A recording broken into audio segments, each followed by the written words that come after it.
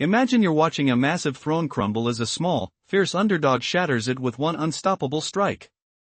That's exactly what happened when Ukraine unleashed a devastating blow on Russia, turning the tables in Zaporizhzhia and making Vladimir Putin scramble for answers. In just one brutal advance, Ukrainian forces broke through enemy lines, liberating key areas in a way that exposes Russia's slow, false march as nothing but a pathetic illusion. Can a single village change the course of a war? Let's dive in and see how this shockwave is rippling through the battlefield. To recap where we left off, Ukraine has just inaugurated a fresh assault strategy that's tearing into Russia's defenses like a storm charging through brittle defenses.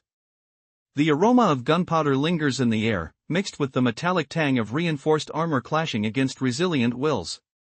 Bullets whistle like angry hornets, their buzz echoing off the ruined earth. Tactile rumbles shake the ground underfoot as explosions disrupt the once solid front straddling the Zaporizhzhia region. On October 12, Ukrainian special assault units executed their mission flawlessly, according to United 24 media.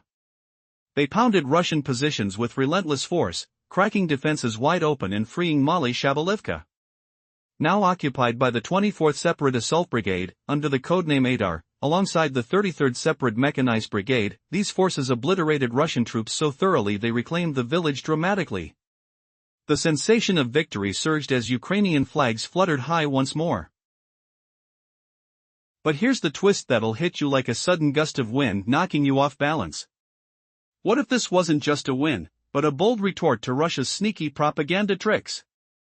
As we saw earlier, coordinated brothers in arms, bonded by their new tactics, humiliated Russia's chaotic attacks, those uncoordinated hordes crumbling before Ukraine's masterminded unity and resolve. Remember Mali Shabalivka? That name will resurface with explosive implications. You've just witnessed Ukraine's flag raise as a defiant symbol of genuine triumph amid Russia's copycat stunts. The salty sweat on soldiers' skin evaporates in the adrenaline heat, smell of earth and smoke blending into victory's perfume. Distant booms punctuate the silence, tactile jolts of celebratory rounds. Logically, hoisting a flag means claiming victory.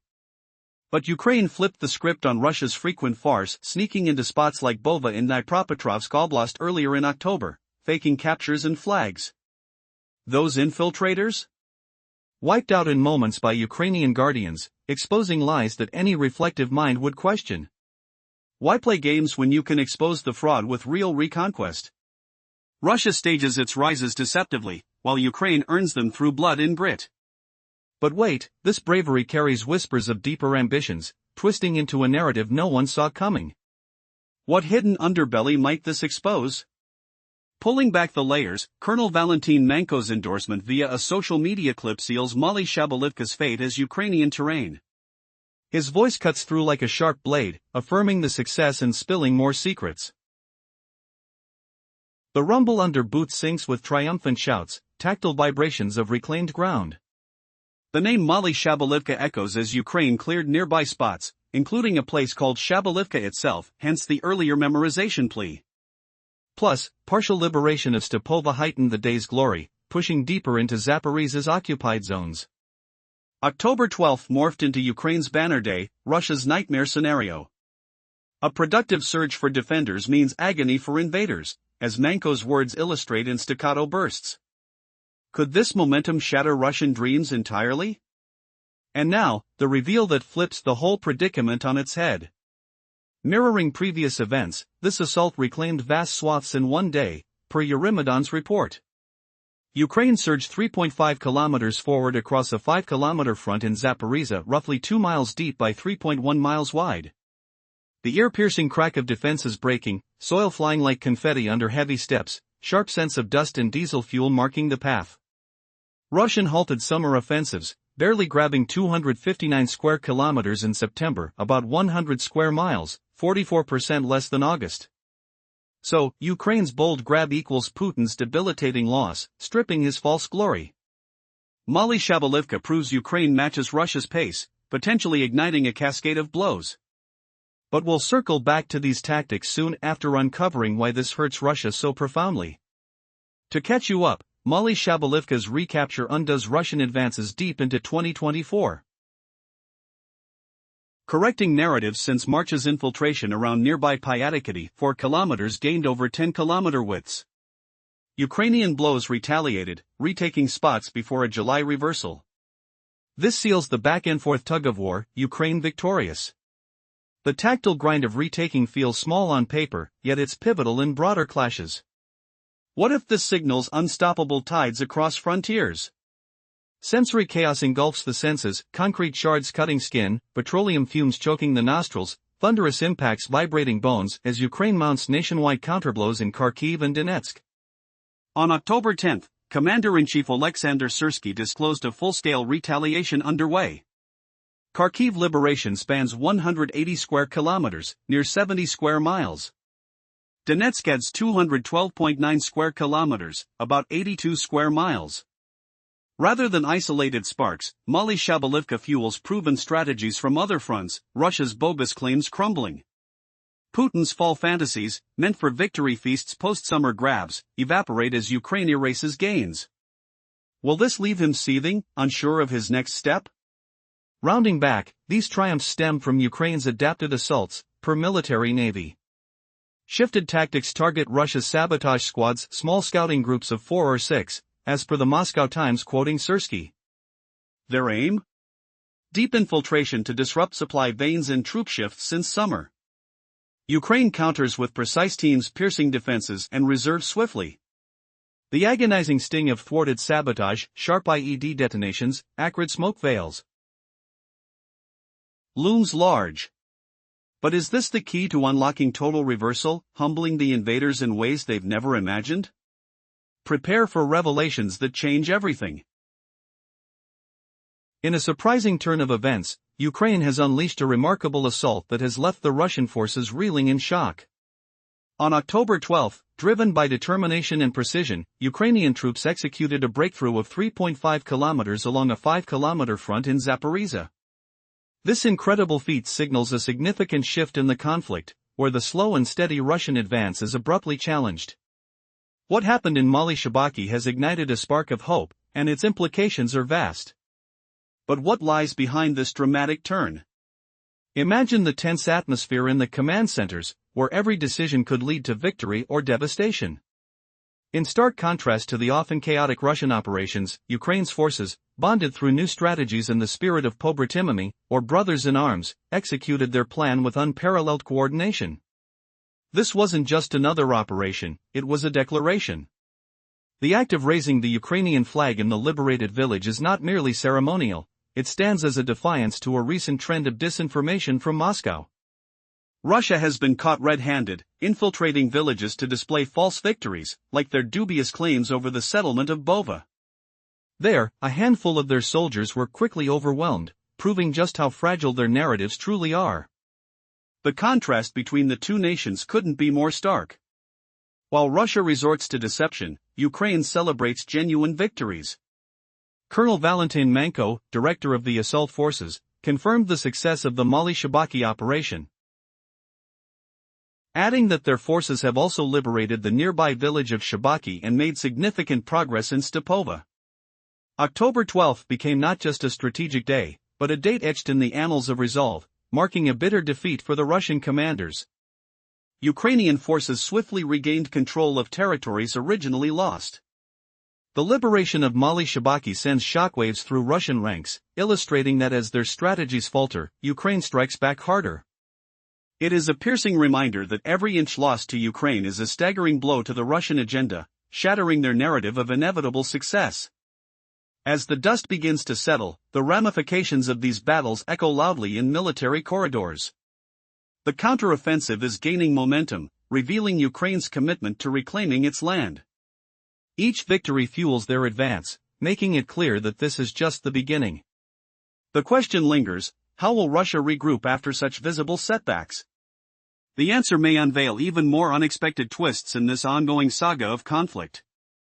As more territories fall under Ukraine's control, what will happen next is anyone's guess, but one thing stands clear, the will to fight back has only grown stronger. Ukraine felt the grit of resistance under their boots as they pressed forward. The air smelled of smoke and determination. Sounds of distant artillery rumbled like thunder echoing through the valleys. Colonel Valentin Manko's words brought the intensity home. He revealed that the clearances were a major blow to Russia's hold. Villages weren't just dots on a map, they were battlegrounds where fate shifted. Imagine a tortoise shell cracking under relentless pressure.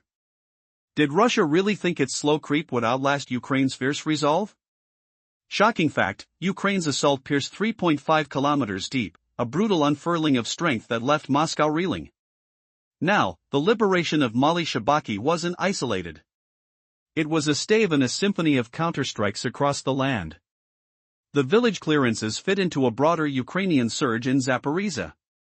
Forces regained swaths of land in mere hours. As Euromaidan press detailed, this was no minor nudge. Along a 5-kilometer front, troops surged 3.5 kilometers ahead. That translates to a 3.1-mile wide push, drilling over 2 miles into occupied territory. Russian defenses trembled and crumbled. Weaponry thundered, earth heaved, and soldiers tasted the metallic bite of victory. Could this mark the dawn of even fiercer onslaughts? Russia's defenses, once deemed impenetrable, looked laughably fragile now. What twist awaits as Ukraine's tactics evolve? Stay tuned for the sting that could turn the tide irreversibly. This wasn't merely a setback for Russia, it was agony fused in humiliation. CNN's October 1st report exposed the truth. Russia's summer offensive fizzled. Failing Putin's grand plans. September yielded a measly 259 square kilometers, roughly 100 square miles of gained soil. That was a 44% drop from August's haul. Each inch Russia clutched was precious, a feather in its cap. But Ukraine's retaking smashed that illusion. The gritty earth now whispered tales of reversal. How does it feel to watch your grip slip away, Putin? Mali Shabaki underscored Ukraine's parity in capturing ground. New strategies might unleash a cascade of woes on the Kremlin. Sensory overload, the acrid smoke, the jolt of explosions, the cold sweat of adversaries. Is this the unraveling of Russia's wintry ambitions? Tune in as the humiliation deepens, revealing cracks in an iron facade. Revisit the assault tactics, they're the backbone of this upheaval. But first, Mali Shabaki's recapture wounds Russia deeper. Eurofin Press highlighted the timeline. By March 2024, Russia edged to the fringes of key villages like this one, surging after seizing nearby Pyatakaki. That thrust plowed 4 kilometers deep across a 10-kilometer front. Ukraine responded fiercely, reclaiming Shabaki amid clashing arms. Yet July's Russian counterfight snuffed that spark, grabbing back what Ukraine had won. This wasn't a fleeting skirmish. It ended a chapter of tug-of-war, starting months before. Ukraine prevailed now. The tactile grasp of soil, once lost and gained, now firmly held. Rhetorical question, who crumble next under this coordinated fury? Unexpected twist, Russia's summer gains were illusions, and fall brings their erasure. As troops bond tighter, Russia's uncoordinated hordes seem outdated. Feel the pulse of change, the earth reshaping under determined strides. But what deeper infiltration lurks from the east? Hang on the edge, it's about to explode into crisis. Yet, zooming out, Mali Shabaki is a thread in Ukraine's sweeping reclamation narrative. Counterattacks bite across regions. Essential facts, October 10 saw United 24 media quoting Commander-in-Chief Alexander Syrsky. A full offensive unfolds now. In Donbass, about 180 square kilometers, roughly 69.4 square miles, freed through pinpoint assaults. Donetsk tops that, liberating 212.9 square kilometers, or 82 square miles. This Zaporizhzhia drive echoes proven successes statewide. Russia fakes claims with token forces. Ukraine retorts with unity. Vibrant imagery, blue and gold flags snapping in the wind, punctuated by roars of triumph. Scent of fresh earth churned by battles. Can Putin endure this humiliation wave? Twist alert, fall was Russia's boastful season, but Ukraine flips the script, erasing victories. Emotions swell, from despair to hope, as territories heal. Is Mali Shabaki just the ignition for Putin's nightmare? Puzzle pieces align, Russia's facade shatters. These advances thrive on Ukraine's assault shifts. Militarini outlines it, dedicated troops now shatter lines and reserves region-wide. Moscow's tactics? The Moscow Times, September, exposed Russia's sabotage units, small bands of 4 to 6, sneaking deep to disrupt logistics. Since summer, they probe, withdraw, strike again. Oleksandr Syrsky noted, their goal is to paralyze rotations through penetrations. Ukraine counters with brotherhood, teamwork. Sensory rush, clatter of coordinated boots, stench of sabotage thwarted. Rhetorical jab, how long before Russia's whispers turn to screams? Provocative thought, these invader tactics work, until they don't. Delve deeper, Ukraine's bonding outplays the chaos. But what if Russia's next gambit hits harder? Tension mounts, the front lines quiver with unspoken threats. In a dramatic twist of fate, Ukraine has turned the tide against Russia. After months of patient struggle, the situation has shifted at Mali Shabaki. What seemed like mere skirmishes are now revealing an offensive might that Russia never anticipated. By breaking through the sluggish resistance in this village, Ukraine not only reclaimed land but reignited hope for its people. How far can this momentum carry them? Just the previous month, Russian forces claimed advancements that stretched nearly 4 kilometers into Ukrainian territory. They believed they were closing in on victory, but Ukraine's counter-assault unleashed a fierce retaliation that set the stage for a remarkable breakthrough. The tactical prowess displayed on October 12 was more than just a win, it was a declaration. The soldiers of Ukraine pushed forward, tearing through defenses with the precision of a surgeon, reclaiming what was rightfully theirs at Mali Shabaki. With news echoing across battlefronts, viewers were captivated by images of the Ukrainian flag dancing in the wind, signaling victory amid chaos. The soldiers, united as brothers in arms, showcased extraordinary teamwork that turned the tide. Colonel Valentin Manko confirmed their success in his compelling video update, inviting the world to witness this remarkable resurgence. But why is this liberation significant? What strategies led to such a successful counteroffensive? The atmosphere was charged with both tension and euphoria as the Ukrainian troops advanced deeper into occupied territory. They not only liberated Mali Shabaki, but also the neighboring village of Shabaki, all while sending shockwaves through Russian ranks. As the dust settled on October 12, analysts revealed that a strategic shift was underway, one that could reverberate across the entire war. Even as Russia grapples with the loss, Ukraine continues to employ new tactics that have begun to push back against their advance across broader fronts. Alongside exciting reports from the battlefield, Major SWSKY's updates detailed the growing effectiveness of Ukraine's counters, claiming an impressive 180 square kilometers in the Dobropilya region alone. This is just the beginning. As Ukraine rallies its forces, the prospect of continuing successes looms large. What implications will this have on Russia's plans? Can Ukraine sustain this surge, or will the harsh realities of war reassert themselves? Only time will tell, but for now, the air is filled with the taste of victory as Ukraine dismantles the myth of Russian invincibility, reclaiming territory and dignity with every courageous step. How does an unexpected turning point in war reshape the landscape of conflict? In the autumn of 2025, what was anticipated as a period of triumph for Russia has spiraled into a whirlwind of losses. A recent drastic change in strategy by Ukraine has turned the tides in a way that few could have predicted. The date, October 12, marked a crucial moment in the Zaporizhzhia front. Ukraine's forces launched an audacious assault, breaking through Russian defenses in a stunning 3.5-kilometer advance. They inflicted chaos on the Russian troops, making Vladimir Putin wonder about the security of his grip on the situation. United 24 media reported that Ukraine's specially trained assault teams executed precisely what they were assembled for, hitting hard and fast, ultimately liberating the village of Mali Shabaki. The scene was electric, with soldiers raising the Ukrainian flag once more over a place that had fallen into enemy hands. The exploratory spirit of the troops was palpable as they entered Mali Shabaki, united under a common purpose of reclaiming their homeland. You can almost hear the echoes of their cheers meld with the piercing sounds of distant gunfire, reminiscent of a fight for survival. This victory is more than just regained land, it's a symbol of resilience and strength that sends shockwaves through Russian morale, which has been faltering for months.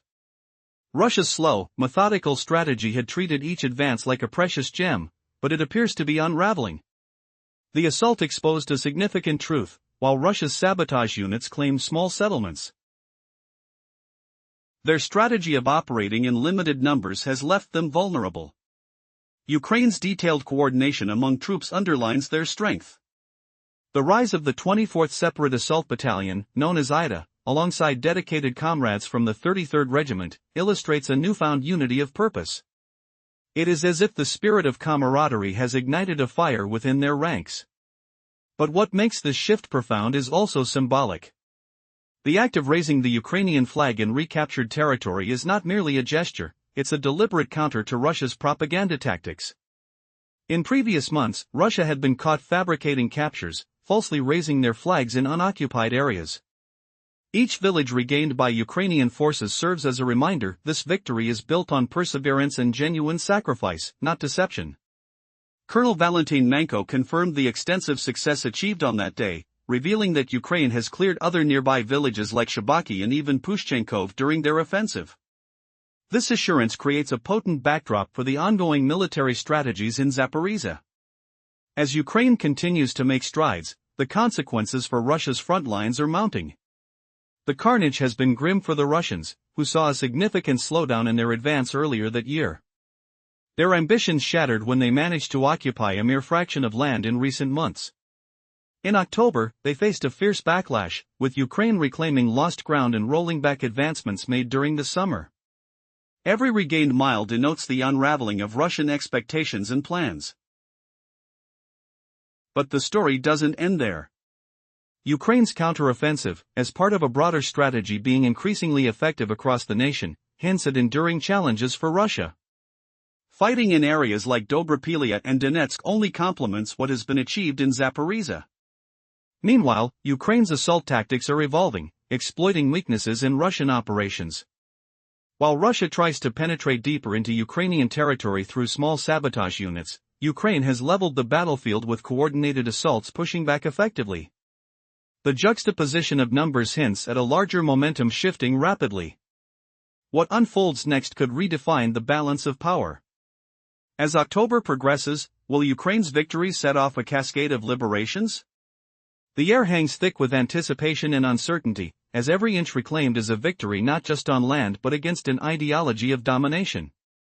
The energy, hope, and defiance in the air promise that the fight is far from over, it's just begun. Imagine a battlefield where whispers of sabotage cut through the air like a knife through fog. Can you picture the chill of night as Russia's tiny teams slip through cracks, dreaming of glory in the shadows? What if Ukraine's thunderous response turned that dream into a nightmare for the invaders? In our last segment, we saw how Russia's tactics involved sending small, sneaky squads to poke holes in the front lines, grabbing scraps of land without clashing head-on. Their method worked a bit, claiming minor spots, but now the cracks widen, exposing the fragility of their advances.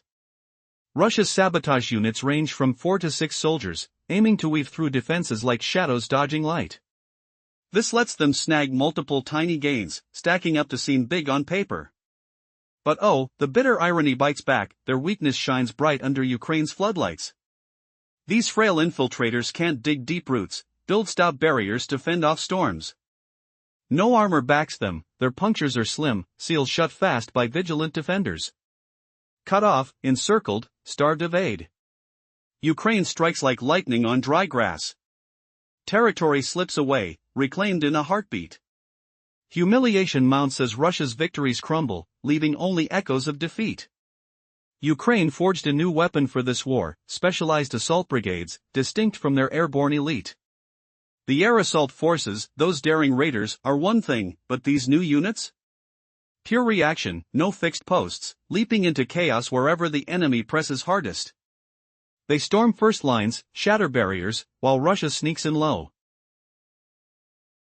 Ukraine's real-time counters deploy compact teams, smothering every Russian wiggle like a blanket over embers.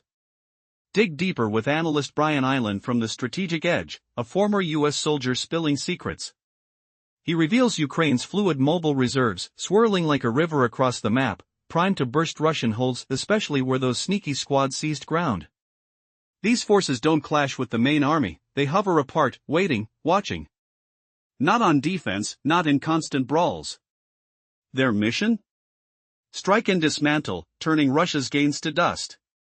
Is this the twist that burns Putin's plans to ash, or just the spark before the inferno?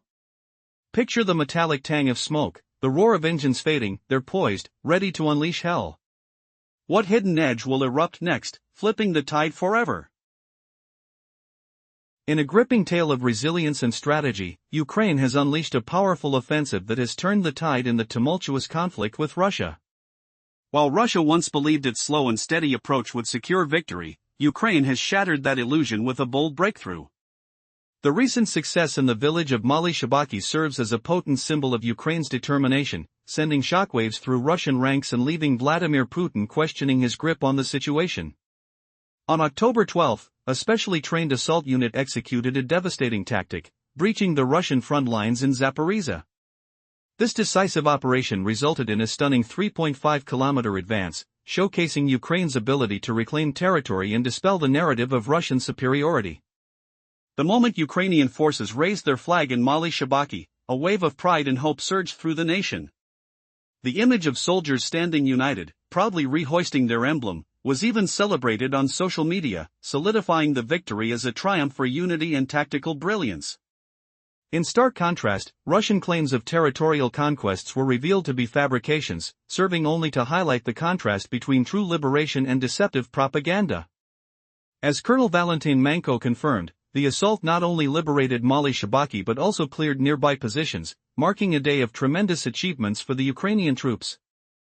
This wasn't just a skirmish, it represented the culmination of a strategy that emphasizes teamwork and coordination over disjointed advances. While Russia struggles to mount a cohesive offensive with its smaller units, Ukraine's forces operate synergistically, backing each other up and ensuring each recapture is solidified. However, the implications of Ukraine's success run deeper.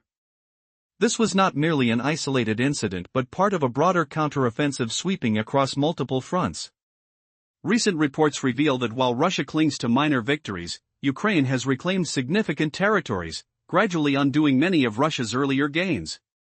The steady reclamation is evident in areas like Dobropilya and Donetsk, where Russian claims of occupation falter against the relentless advance of Ukrainian forces. What has propelled Ukraine's string of successes?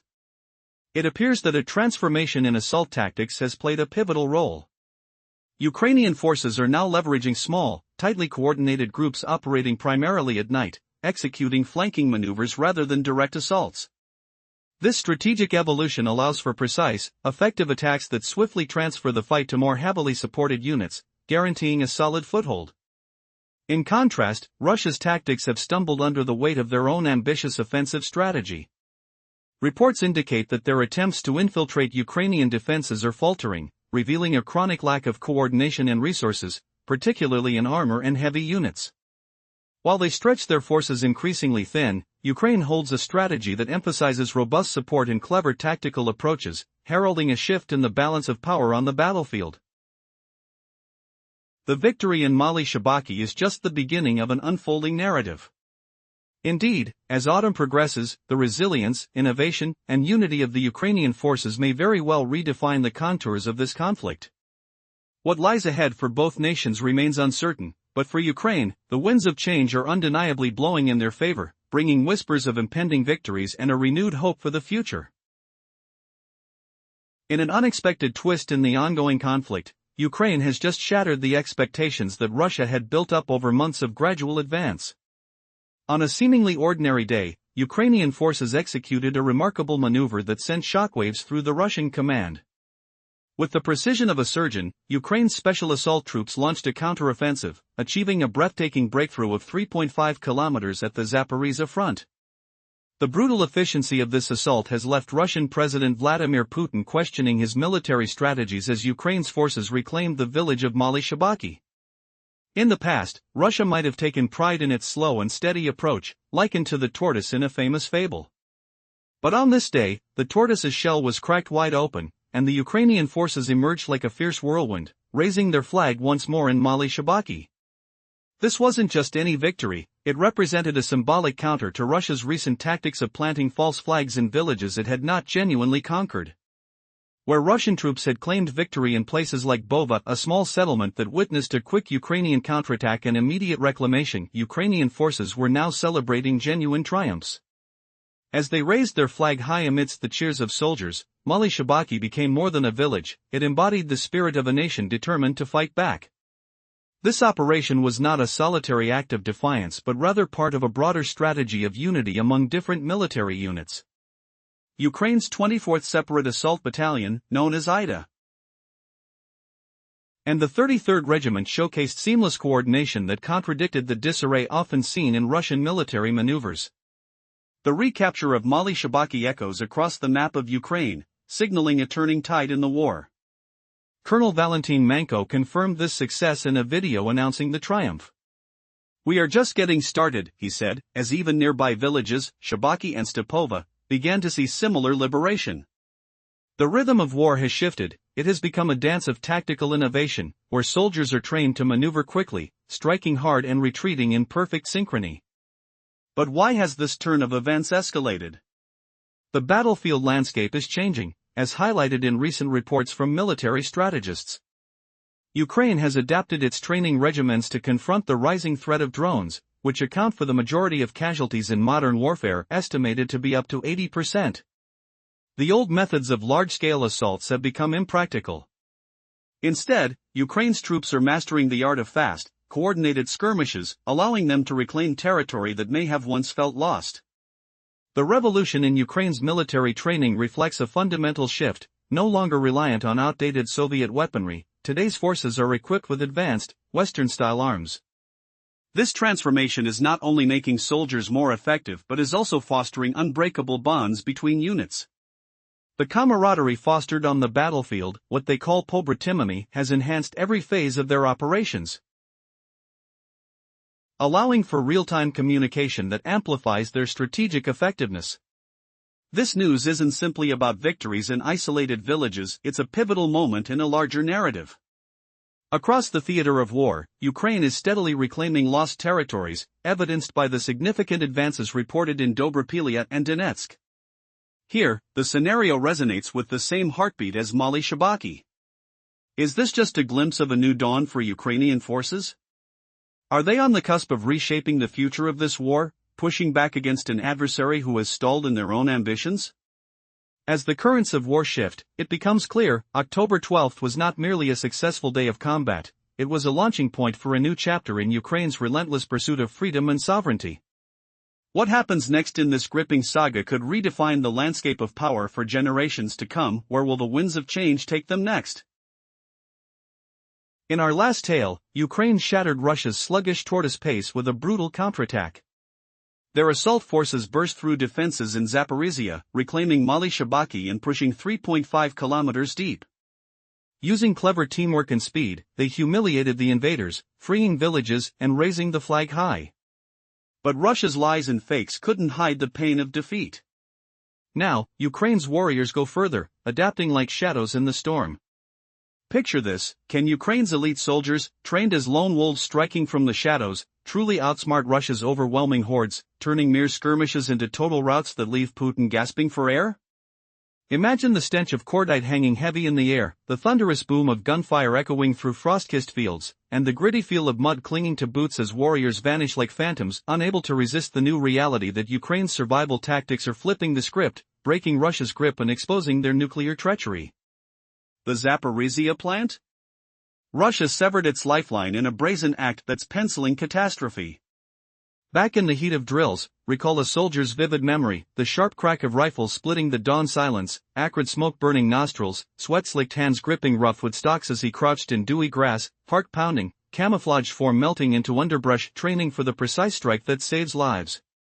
Ukraine's new assault forces thrive on this. Small units slip in, fire with deadly aim, eliminate Russian troopers, then fade back. Heavy brigades follow, reclaiming ground.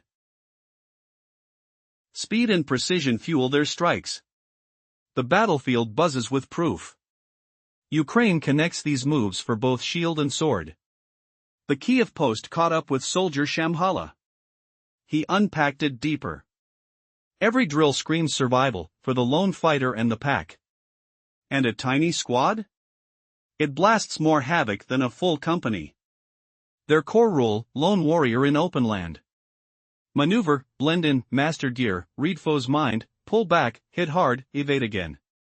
Tiny, swift groups halt invaders. Adaptability shines. The same drills that bolster defense now claw back territory. Circle back to Mali Shabaki. Ukraine rebels in Zaporizhia gains, heightened by Russia's nuclear machinations. They seized that plant early on, holding it tight. Now, they're severing ties to Ukraine's grid. Success. Kyiv Independent dropped bombs on October 12. Russia boldly sundered the link to Zaporizhia's atomic heart. No clean split happened.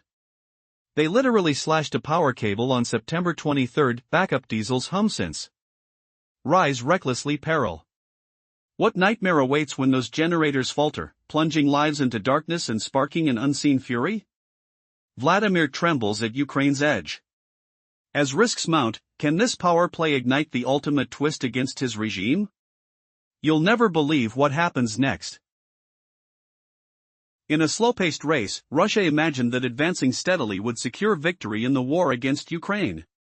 They were comfortable playing the role of the tortoise, moving at a sluggish pace that would make even the fabled creature seem swift.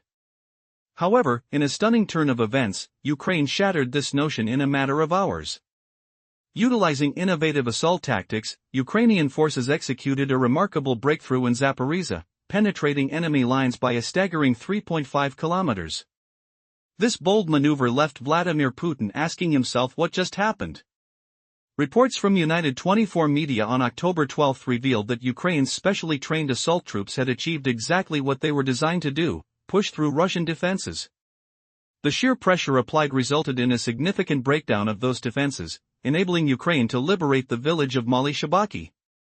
This small yet symbolic victory now serves as the operational base for Ukraine's 24th Separate Assault Battalion, also known as IDA, which is joining forces with the 33rd Separate Assault Regiment. Together, these units overwhelmed Russian forces in Mali Shabaki, decisively taking the village and rehoisting the Ukrainian flag, a poignant gesture celebrated across social media. This act of flag-raising is laden with symbolism. In recent months, Russia has been known to infiltrate villages and raise their flags in a display of false victories. However, Ukraine's actions represent true reclaiming of territory. A glance at the debacle of Bova, where Russian claims of victory were decimated by Ukrainian counterattacks, underscores the stark contrast between genuine accomplishments and elaborate fabrications. Colonel Valentin Manko, who leads Ukraine's assault forces, confirmed the success in Mali Shabaki through a Facebook video, revealing that not only had the village been liberated, but nearby Shabaki was also cleared, making way for further advances. During this pivotal assault, Ukraine also partially freed another village named Stepova, marking October 12 as a productive day in their strategic counteroffensive. For Ukraine, each reclaimed parcel of land is a resounding failure for Russia. The coordinated push into Zaporizhia has proven to be incredibly effective. Traditionally, Russia has attacked in uncoordinated waves, but Ukraine counters with focused teamwork and dedication. This shift in strategy has enabled Ukraine to regain significant territory while leaving Russia in a state of distress. As October unfolds, Ukraine's strategic advances are part of a larger narrative.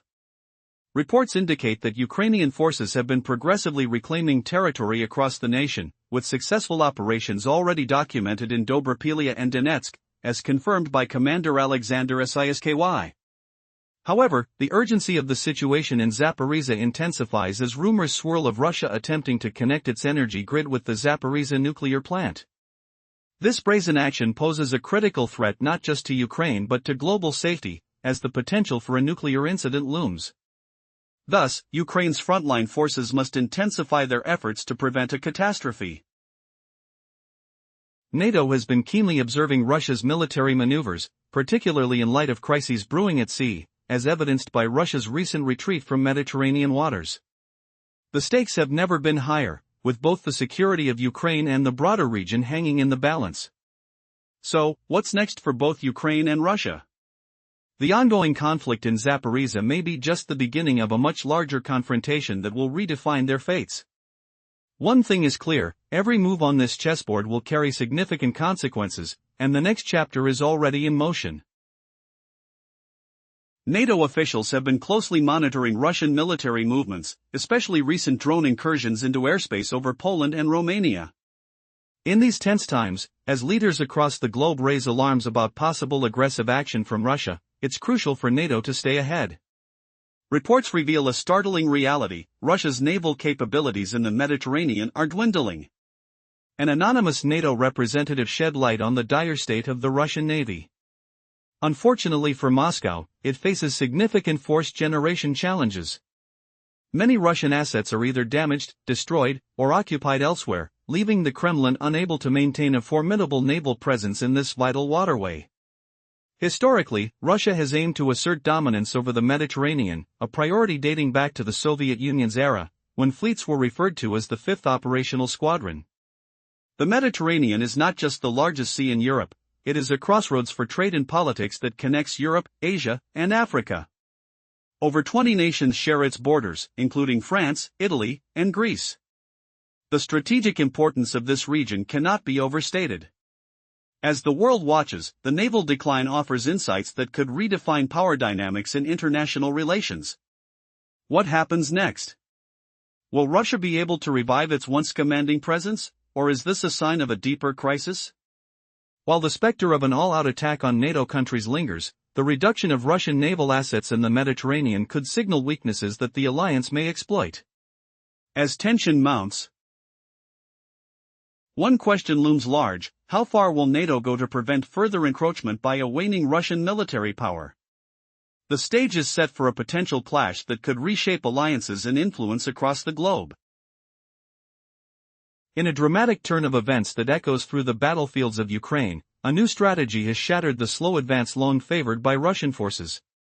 While Russia lumbered like the tortoise, believing its gradual progression would secure victory, Ukraine's resurgence was a swift, shocking strike that startled Vladimir Putin and the world. In a bold and unexpected maneuver, Ukrainian forces, equipped with specialized assault troops, broke through Russian defensive lines with astounding precision, achieving a 3.5-kilometer breakthrough in the Zaporizhzhia region. This audacious advance not only liberated the village of Mali Shabaki but marked a pivotal moment that left Russia reeling, wondering how everything spiraled so out of control. Emphasizing speed and coordination, Ukraine's tactical shift turned the tide. On October 12, reports from United 24 media confirmed that these newly formed assault units accomplished their mission with an intensity that overwhelmed the battered Russian defenses. The sight of the Ukrainian flag proudly raised in Mali Shabaki symbolized far more than victory. It was a direct counter to Russia's troubling habit of raising flags in villages they had never truly captured. The stakes were high as the Ukrainian forces joined their comrades from the 33rd Separate Assault Regiment to dismantle Russian presence in the area, celebrating a triumphant reclamation that bolstered morale. But the liberation of Mali Shabaki wasn't merely another victory in an ongoing conflict, it was laden with layers of significance. In a world where perceptions swirl amidst the chaos of war,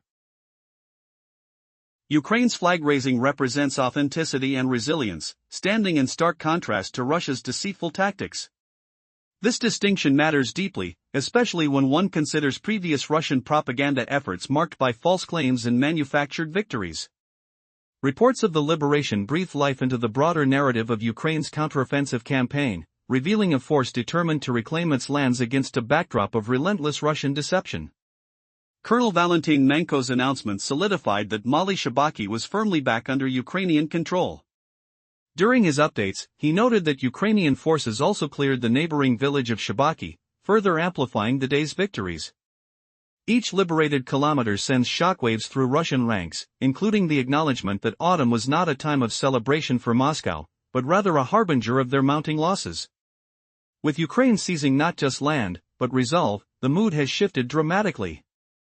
As reports noted, what began as a steady, calculated Russian attempt to gain territory has morphed into a desperate scramble. The Kremlin's earlier boasts of minor territorial gains pale in comparison to Ukraine's aggressive counterattacks that rolled back months of Russian encroachment. This push didn't just recover land, it struck at the heart of Russia's military reputation and strategic calculations. Claims made in earlier months now feel hollow, while Ukraine's tenacity shines through every successful operation, suggesting that much more is yet to come. Ukraine has been reclaiming its identity. A movement that builds momentum like a storm, evident across broader fronts such as Dobropilia and Donetsk. Each liberated piece of land adds to a significant narrative that redefines the stage of this complex conflict. Commanding General Alexander Sisky revealed ongoing operations in critical regions, indicating that what transpired in Mali Shabaki is merely the beginning. The question looms, how will Russia respond to this relentless tide of Ukrainian resurgence? With fresh tactics and a deeply rooted sense of unity, Ukrainian forces gear up for a sustained push against an increasingly beleaguered adversary. In strategic terms, Russia's Mediterranean presence, once a powerful expression of naval strength, has dwindled. It's nearly non-existent now as Moscow's naval force fades into obscurity. Since the Syrian civil war, the loss of key ports has severely hampered Russia's operational capabilities in the Mediterranean, leading to an unstable geopolitical environment. This decline reflects a broader narrative of deterrence and influence that Russia had hoped to maintain but is now caught in a precarious balance, struggling to keep its commanding presence in the region relevant. As we unravel this intricate tale of conflict, remember, each victory for Ukraine is not merely a tactical gain, but a profound shift in the tides of power. What lies ahead could redefine the very nature of warfare in this region and beyond, leaving us to ponder the fate of an empire that seems to be losing ground, both militarily and symbolically. In the past, Russia had a formidable presence in the Mediterranean with multiple submarines patrolling its waters, but that maritime strength has dwindled. Now, only a handful of vessels are seen in the region, signaling a dramatic decline in operational capabilities. What caused this naval downfall? According to NATO officials, two significant factors played a pivotal role. The most critical was the loss of Russia's strategic foothold in the Syrian port city of Tartus. The roots of this decline trace back to the turbulent Syrian civil war, where Moscow endeavored to uphold the regime of Bashar al-Assad, yet ultimately faced defeat against rising opposition forces. The fall of Assad in late 2024 marked the devastating end of Russia's influence. Days after this seismic political shift, Ukraine's intelligence agency reported on an urgent retreat. Russian forces began the massive evacuation of troops and crucial military hardware from two vital bases, the Latakia Air Base and the Tartus naval facility. For decades, Tartus functioned as Russia's lifeline, its primary refueling and maintenance hub in the Mediterranean. This connection began in the early 1970s when a lease agreement was signed, illustrating just how significant this base was for Russian operations, especially during the Syrian conflict when it served as a conduit for weapon supplies to Assad. In 2015, Moscow cemented its hold by signing a new 49-year lease with Damascus, pouring resources into Tartus and significantly enhancing its presence. This port was not only a military asset but also a springboard for Russia's ambitions across Africa. It facilitated the deployment of the notorious Wagner Group mercenaries, enabling Moscow to extend its grasp into various African nations such as Cameroon and the Central African Republic, influencing geopolitical dynamics there.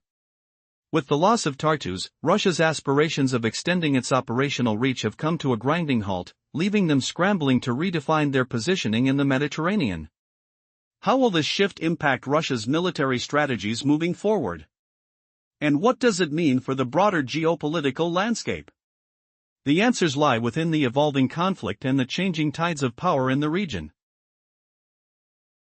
In a world where the balance of power is constantly shifting, a shocking turn of events has rocked the ongoing war in Ukraine. As Russia slowly progressed in its plans, like a tortoise in a race, Ukraine has surged forward with a groundbreaking assault tactic. The recent breakthrough in Zaporizhzhia has left the Kremlin questioning its perception of control. Ukraine's forces pushed through the Russian defenses, achieving a staggering 3.5-kilometer advance in one fierce push, capturing the village of Mali Shabaki and raising their flag in a powerful symbol of victory. On October 12, news hit the airwaves, revealing that Ukraine's specially trained assault troops had accomplished their mission with remarkable precision. Reports from United 24 media confirmed that these forces unleashed relentless pressure against Russian defenses, breaking through and liberating territory in a single, bold strike. The Ukrainian 24th Separate Assault Battalion, known as IDA, alongside the 33rd Separate Assault Regiment, decisively defeated their opponents. The triumphant flag-raising ceremony in Mali Shabaki was more than just a display, it was a declaration of strength and coordination that contrasted sharply with Russia's uncoordinated attacks.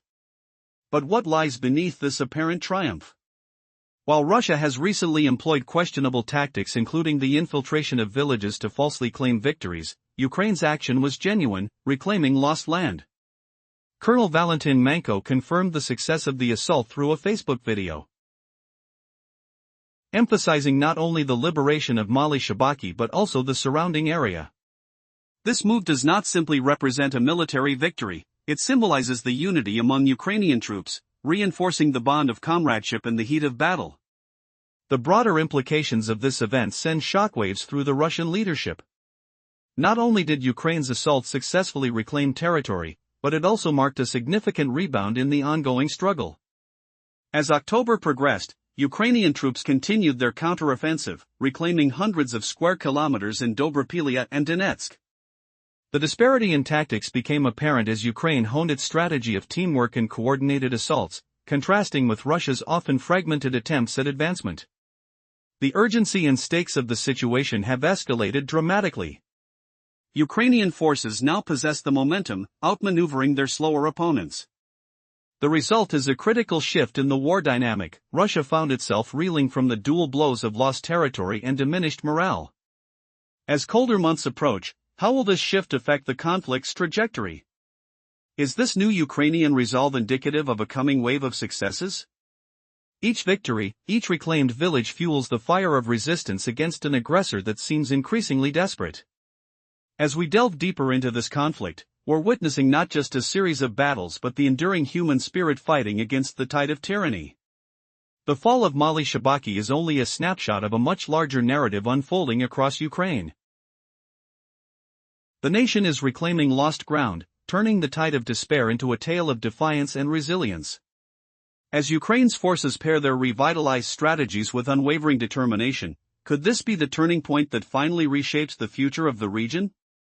The echoes of footsteps in the dust and the flutter of flags herald a new chapter that could redefine the conflict's landscape for generations to come. Meanwhile, Russia's once proud navy grapples with isolation. Its Black Sea havens in Novorossiysk and Crimea offer slim hopes. Even worse, ships must endure grueling hauls to the Mediterranean. They gulp vast amounts of fuel. They claw through Turkish straits. Skies darken with uncertainty. Crews sweat under unyielding pressure. Will Russia's fleet withstand this storm? What happens when home base vanishes, leaving ghosts of power adrift in foreign waters? A provocative twist lurks in the shadows. Has the mighty Russian bear become a stranded beast, its claws dulled by relentless fuel woes? This crisis surges like a tidal wave. Ukraine unleashes its fury. Drones roar through the air. They smash oil refineries. Pipelines rupture with echoing booms. Fuel spills scatter like blood on battlegrounds. Smog chokes the horizon. The acrid smell of burning kerosene stings nostrils. Heat from explosions sears skin. Russia hoards every drop for its war machine. Yet, now, excess stocks vanish into thin air. Pace quickens. Hearts race with panic. Can the Kremlin feed its naval giants or watch them starve? Alternate ports glimmer faintly. The Baltic harbor in Kaliningrad calls. Edges the Baltic Sea. Ships depart. They face treacherous paths even longer. Routes twist like serpents through stormy waters. Supplies dwindle. Fuel gauges plunge. Timetables tighten like nooses. Return journeys loom as races against doom. Exhaustion grips crews. Metal groans under strain. Waves crash relentlessly. Salty spray stings eyes. Losing Tartus shatters foundations. Russia's Mediterranean task force teeters on collapse. No safe sanctuary remains. As the NATO official warns, deploying a Kilo-class sub now demands epic journeys from Arctic or Baltic outposts. Maintenance snarls. Operations tremble under inviolable challenges. Imagine hauling vital spares across endless seas. Specialists board cramped vessels. Tensions build. Sweat drips from brows. Will skilled hands prevail or fail in turbulent depths? Weeks ago, reality struck. Late September unleashed horror. The Russian sub Novorossiysk, a 74-meter kilo-class Leviathan, patrolled Mediterranean perils. Suddenly, disaster unfolded. Fuel seeped into the bilge. Hydrocarbons fouled the hull. A rancid stench filled the air. Cyanometal creaked dangerously. Crews battled terror beneath the waves. Reports spread across channels. No onboard fixes available. Desperation gripped every soul. Did Russia just expose a fatal weakness, a sunken empire's secret leaking into the open sea? As the sub limped toward repair, what ominous failures await their next foray into global shadows? In a surprising turn of events, a Russian submarine, a kilo-class vessel measuring 250 feet or 74 meters, made headlines recently for all the wrong reasons. Stationed in the Mediterranean, it encountered a significant technical malfunction. Fuel began leaking into the bilge, revealing a concerning lack of preparation. Reports from social media sources indicate that the submarine lacked necessary spare parts and qualified personnel to address the emergency. As a result, it was compelled to surface and began the long journey back to the Baltic Sea for repairs. Imagine the scene: the crew, tense and anxious, listened to the unsettling sounds of water where it shouldn't be. The salty scent of the ocean mixed with the metallic tang of machinery gone awry. With no immediate support available, the atmosphere on board was thick with dread. This incident marks a troubling chapter for the Russian Navy, reminding us that their operations have become increasingly fraught with challenges. But this mishap isn't merely an isolated incident, it's part of a broader trend. The risks associated with operating in the Mediterranean have escalated due to a lack of nearby ports or bases. Consequently, the Russian Navy has had to rethink its strategy, redirecting its focus towards the Baltic Sea. This shift seems to coincide with a growing NATO presence in the region, which has intensified following recent incidents, including damage to undersea cables that some believe were orchestrated by Russia. In January, NATO launched the Baltic Sentry mission to safeguard vital underwater infrastructure. NATO Secretary-General Mark Rutte emphasized the alliance's commitment to our critical assets and mutual security. The mission involves deploying frigates, patrol aircraft, and drones, a robust response to bolster defenses while simultaneously pressuring Russia's Baltic fleet. As the Kremlin tries to amass its naval resources in the Baltic, the reality is bleak. Despite their efforts, they are outmatched. While exact numbers of vessels in Russia's Baltic fleet remain undisclosed, experts suggest that their capabilities pale in comparison to the collective strength NATO is bringing to the region. Now, picture the tensions rising. Two formidable forces are grappling for dominance, each maneuvering with apprehension. As NATO fortifies its position, can Russia adapt quickly enough, or are they sailing into treacherous waters that may lead to their downfall? The stakes have never been higher, and the unfolding chapters of this maritime saga will leave an indelible mark on geopolitics for years to come. In a surprising turn of events, Ukraine has launched a daring counteroffensive that has shaken the very foundations of Russian military expectations. The strategy was simple yet effective: to break free from the constraints of a slow and plodding approach, and instead embrace the swiftness of a new battle tactic. As days passed, the Ukrainian forces struck hard in Zaporizhzhia, achieving a startling 3.5-kilometer breakthrough that sent waves of disbelief through Russian ranks. With news flowing from United 24 media, it was confirmed on October 12 that specialized Ukrainian assault units had done precisely what they were mobilized to accomplish. With the intensity of a storm, they pierced Russian defenses, leading to the liberation of Mali Shabaki, a village that now stands as a vibrant emblem of Ukrainian resilience. Imagine the sound of jubilant cheers echoing in the air, a flag raised high against the backdrop of bruised specters of past conflicts. For the first time in recent months, Ukraine had seized not just land, but the very spirit of a war that many believed was slipping away. The 24th Separate Assault Battalion, known as IDA, worked in perfect harmony with the 33rd Separate Assault Regiment, their collective effort resulting in a decisive victory. Like a well-choreographed dance, the unity of purpose among these units dismantled the Russian presence in the village, paving the way for the fluttering of the Ukrainian flag once more. Yet, this act of liberation carried more weight than mere territory reclaimed. It became a symbolic counteraction to Russia's increasing pattern of deceit, a tactic they had employed of infiltrating villages only to falsely raise their flags, claiming victories that were never truly theirs. The disillusionment transformed into stark reality when Russian forces bragged about capturing the village of Bova, only to be confronted with the truth that they lacked the strength to hold their claims. This celebratory moment in Mali Shabaki was apropos. Colonel Valentin Manko confirmed its groundbreaking success, stating that not only had they reclaimed Mali Shabaki, but adjacent villages had also felt the surge of the Ukrainian counteroffensive. The reverberations of this victory revealed the tenacity of Ukrainian forces, now striking with the ferocity of a relentless tide against an adversary that had grown too complacent, too careless. But as victories are achieved, the looming question remains, will this newfound momentum sustain itself, or would Russia find ways to reclaim its lost ground? The day's excitement culminated in an extraordinary advance that had Russian troops scrambling. Intelligent reporting indicated that Ukraine extended its reach deeper, pushing over 2 miles into occupied areas along a strategic front, all while dismantling Russian defenses. What had once seemed like a stagnant battlefield was transforming into a dynamic theater of warfare, brimming with opportunity for Ukraine, and despair for Russia. On the eve of what was to be a triumph for Russia, Ukraine's resurgence shattered expectations. October 12 proved to be a date etched in the sands of time, signifying not just a mere skirmish, but the very hallmark of a counteroffensive that rippled through the war, redefining the stakes. As pieces of land were liberated across the map, commanders whispered of a broader strategy at play, profoundly reshaping the landscape of battle on all fronts. As we step back and look at the larger picture, the battle for Mali Shabaki is but a fragment of a greater narrative unfolding across Ukraine.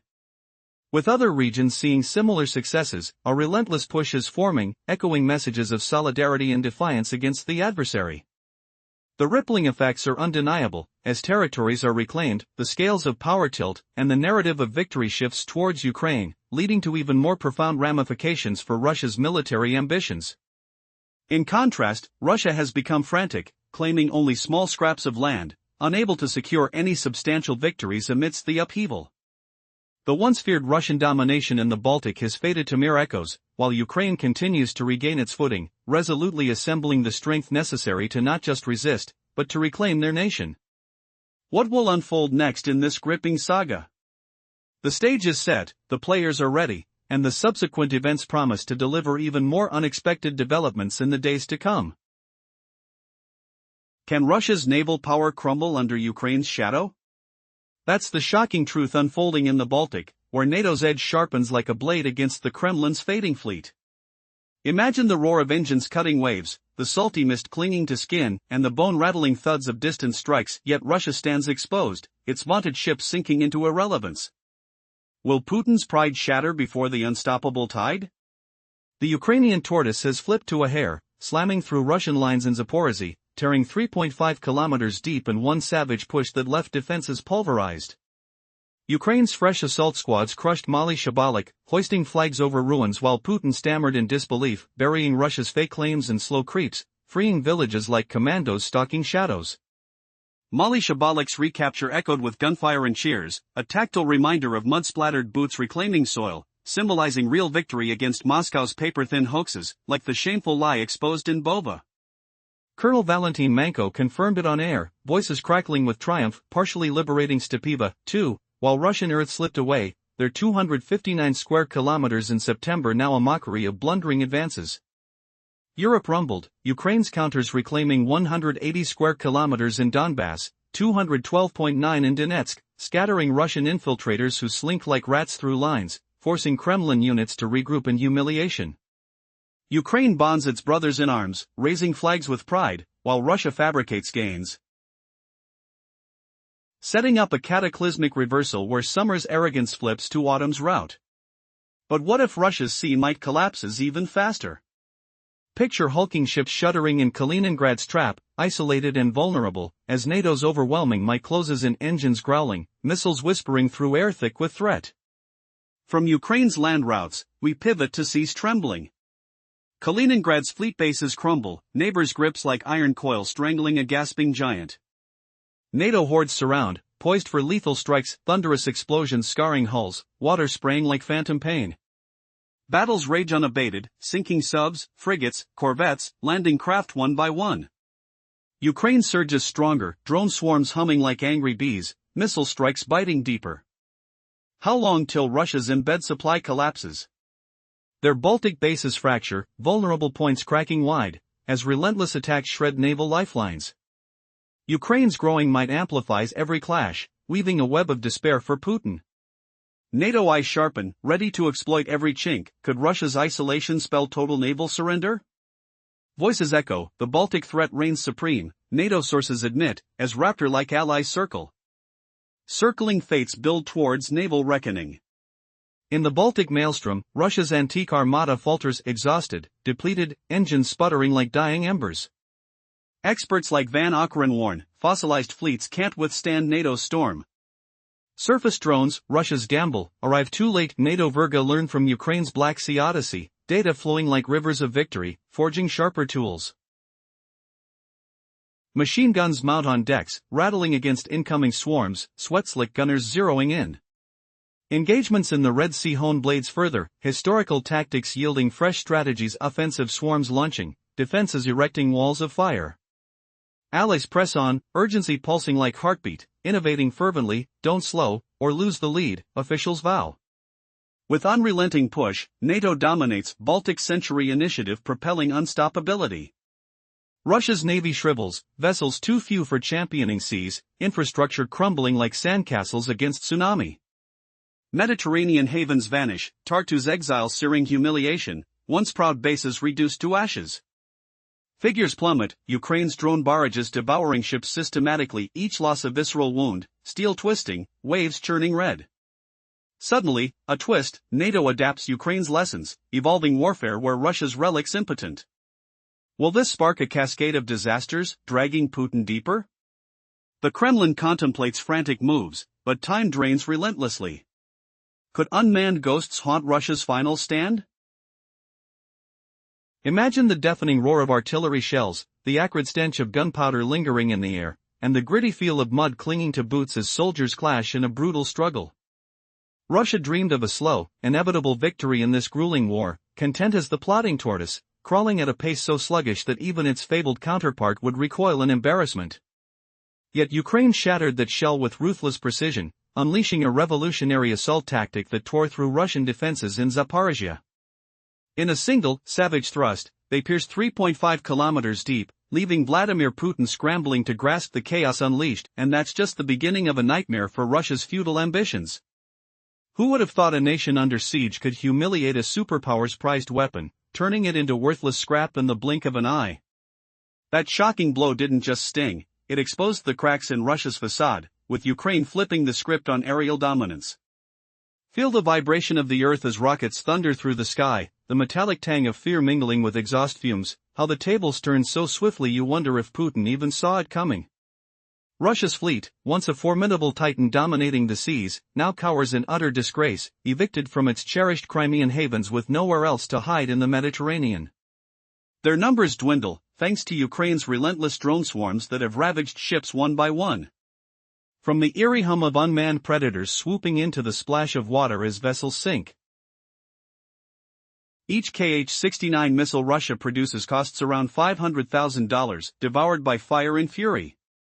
In stark contrast, Ukraine's rockets hit back for a mere $25,000 per shot, delivering a 20-to-1 sting that leaves Russia's coffers howling in agony, Euromade in press revealed in September, with United 24 media chiming in on that eye-watering exchange rate. Ukrainian strikes have crippled submarines, landing craft, frigates, corvettes, and more, the distant rumble of explosions echoing the empire's crumbling might. As Ukraine bolsters its drone squadrons and hones missile prowess, what fresh humiliations await Russia's naval ghosts? Picture the haunting whistle of Neptune missiles arcing toward ports, or the underwater growl of maritime drones hunting Kilo-class submarines and Baltic fleet adversaries.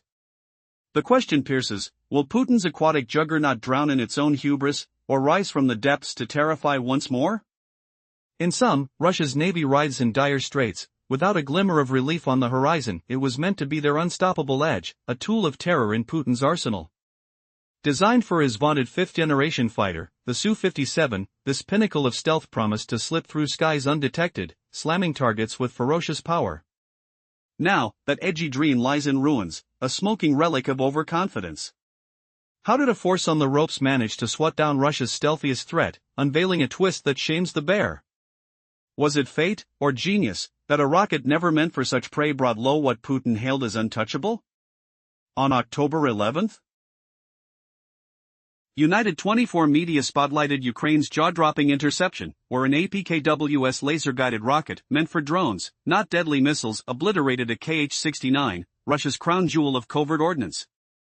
This interceptor, a beacon of precision guided by light itself, cost a pittance compared to its foe's heft, flipping economic warfare into Ukraine's favor. Imagine the searing heat of impact, the crack of metal yielding, as cheap ingenuity mocks Putin's grandiose claims. Yet what secrets does this victory hide? A lurking revelation that could shatter illusions further and plunge Russia deeper into the abyss? Ukraine didn't just dent a missile, it poked a hole in the Kremlin's myth of invincibility, proving basic tech trumps boasted brilliance.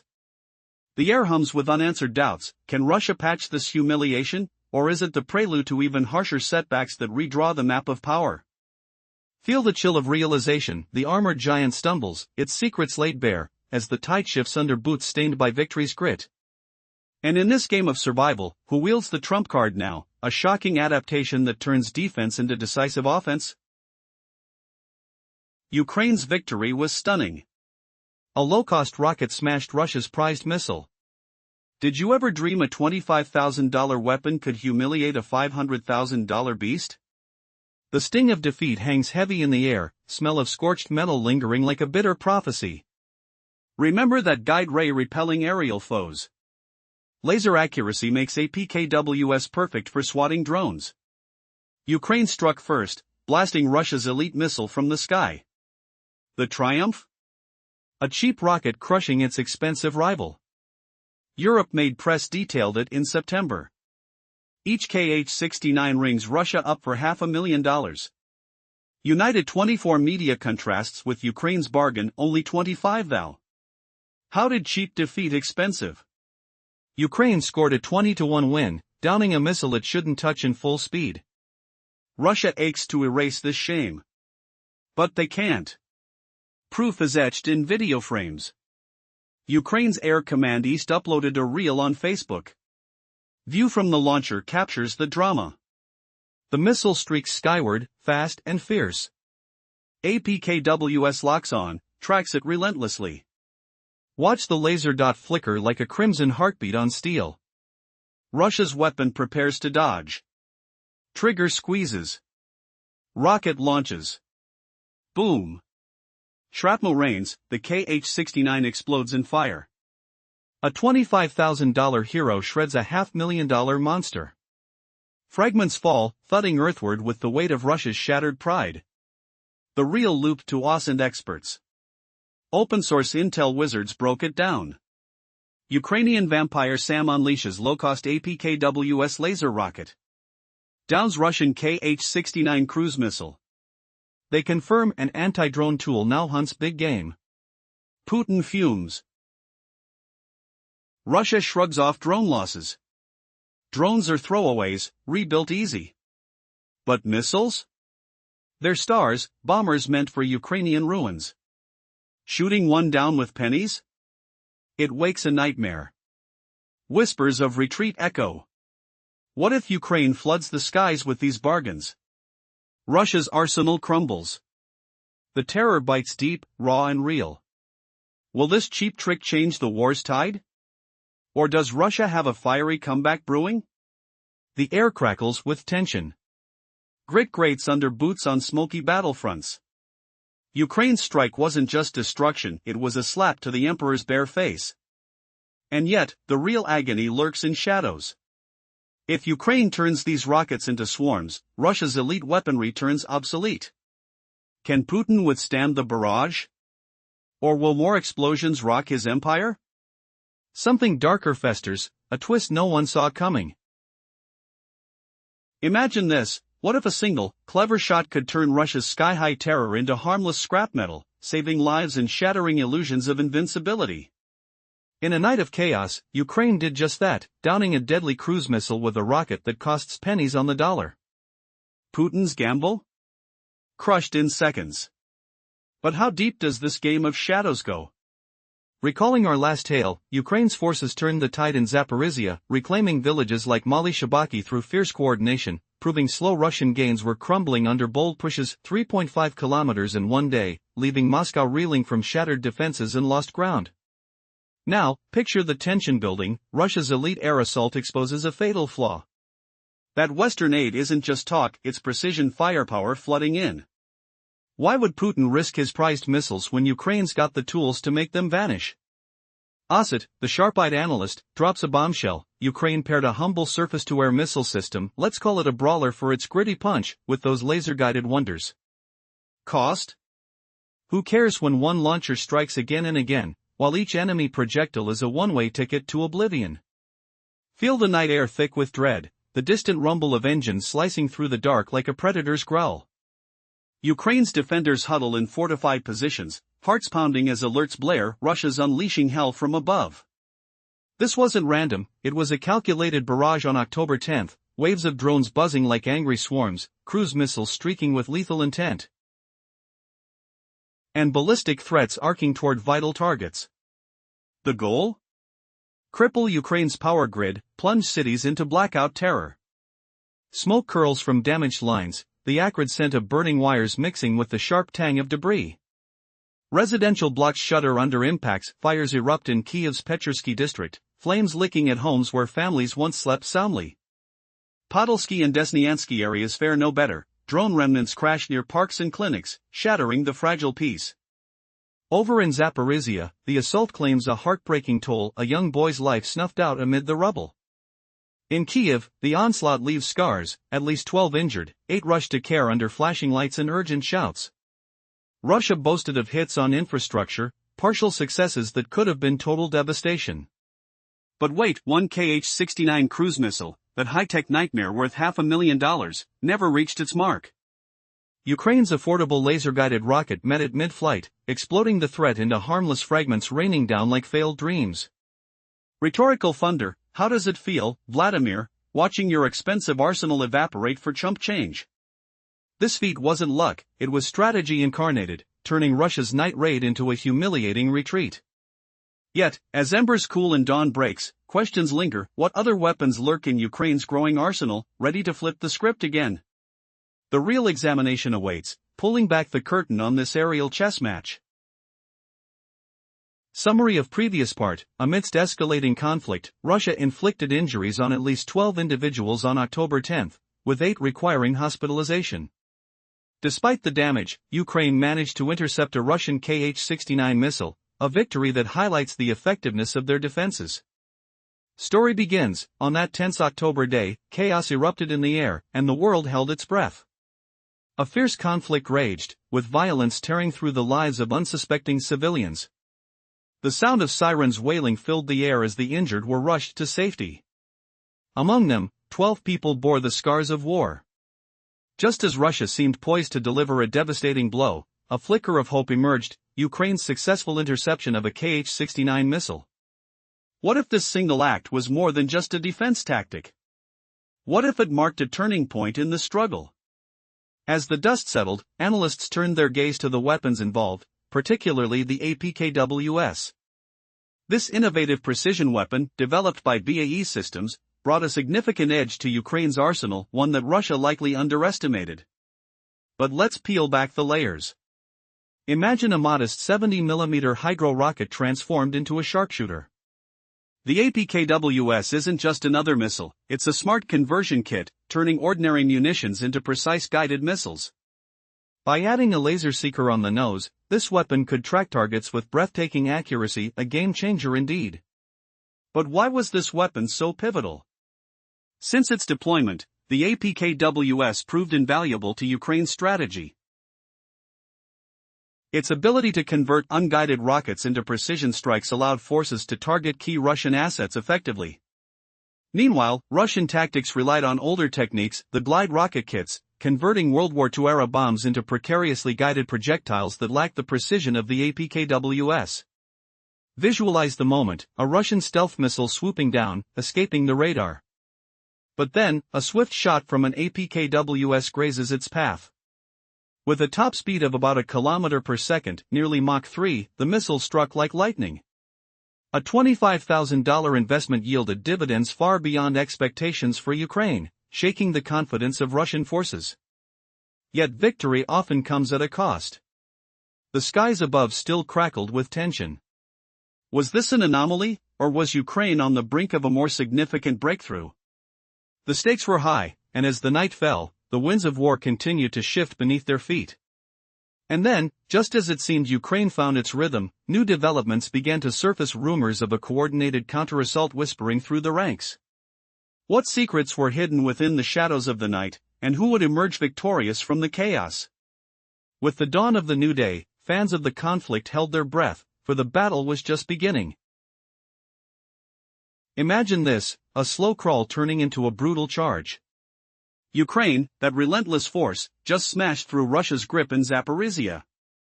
A 3.5-kilometer thrust on October 12 left Putin reeling. Shocking, right? Could this be the twist that humiliates the tortoise and emboldens the hare? Dive in as we unravel the chaos, the triumphs, and the hidden blows reshaping this war. Earlier, we saw Ukraine's methodical advance shatter illusions of Russian dominance. Villages fell back under the blue and yellow banner, showcasing unbreakable bonds among troops. Now, picture the grit, dust-choking air, the rumble of boots on reclaimed earth, the acrid sting of smoke as flags rise like defiant screams against the sky. Mali-Shabaliki liberated, a symbolic punch to Russia's fake claims. Does this mark the end of their sly gambits, or just the start of something bigger? Building on that fierce reclamation, Ukraine's counterblows exposed crippling truths about Russia's slowing march. September yielded a paltry 259 square kilometers, a 44% drop from August. Painful barbs for Putin, whose summer dreams of vast conquests withered. Feel the tension, sweat-soaked uniforms clinging to skin, the distant boom echoing losses. Why cling to facade when reality bites so hard? This liberation isn't isolated, it's a tide washing away summer sins. From those hard-won meters, Ukraine's new tactics shine brighter. Assault troops, once scattered, now strike with deadly precision. Russia's infiltrators, small groups sneaking through lines, face coordinated fury. CSKY warned of their deep probes, aiming to cripple logistics. But Ukraine pivots, shattering defenses with relentless waves. Smell the urgency, gunpowder mingled with resolve, hearts pounding in sync. Will Russia's shifts salvage their downhill slide, or fuel Ukraine's fire? Transitioning from strategic shifts, one eerie fact clumps the riff: Ukraine blasted a Kh-69 missile out of the sky on October 10 with an APKWS rocket. A smaller weapon dismantling Russia's stealth marvel? Speechless yet? Its radar-absorbing hull, a genius tweak, reduced visibility to near zero. But Ukraine's sharp eye and swift strike proved mightier. Air defense systems trembled at the thought. Recalling that missile specs, unveiled in 2009 as Kh-59-2 Malawian Quachas, it evolved into a 2015 redesign for stealth. Crafted by Raduga Bureau, it ditched old parts for Su-57 compatibility, launching from jets like Su-30s and MiG-35s. That 310-pound warhead, far heavier than the rocket's mere 10 pounds, promised carnage. Speed up to 622 miles per hour, range 180 to 250 miles. A behemoth, lurking undetected. Touch the chill of its potential: cold metal, silent flight, shadows of destruction. Yet, in the shadow of Zaporizhia's triumphs, Russia's armor cracked wide. Ukraine's APKWS, a veteran guardian, hurls precise death at drones and static foes. Upgrades let it target softer threats too. The war's rhythm shifts, grid on terra firma, death from above. Is stealth Russia's false shield, or Ukraine's path to turning tables? The answer whispers in the wind. How much longer until more hidden edges crumble? In the thick of a tumultuous battle, a war of attrition raged on between two nations, each determined to claim supremacy. Russia, slow and methodical, likened itself to the tortoise, believing that with steady progression, victory in the war against Ukraine would eventually follow. They expected to emerge victorious without engaging in a fierce sprint. But little did they anticipate that the tortoise would shatter under sudden pressure. Ukraine, with relentless determination, unleashed a new assault tactic that stunned the Russian front lines in Zaporizhia. On a fateful October day, a breakthrough emerged from the chaos. Ukrainian forces surged forward, tearing through the defenses in a brutal push that saw them reclaiming 3.5 kilometers of territory. The news echoed through the channels, igniting hopes and awe as the ground shifted beneath an unsuspecting adversary. What just happened? Even Vladimir Putin, the orchestrator of this unfolding drama, was caught off guard. This audacious endeavor was led by special forces trained for the mission, methodically executing a strategy designed to exert unprecedented pressure on the Russian lines. In their path lay the village of Mali Shabaki, now liberated and waving the Ukrainian flag high.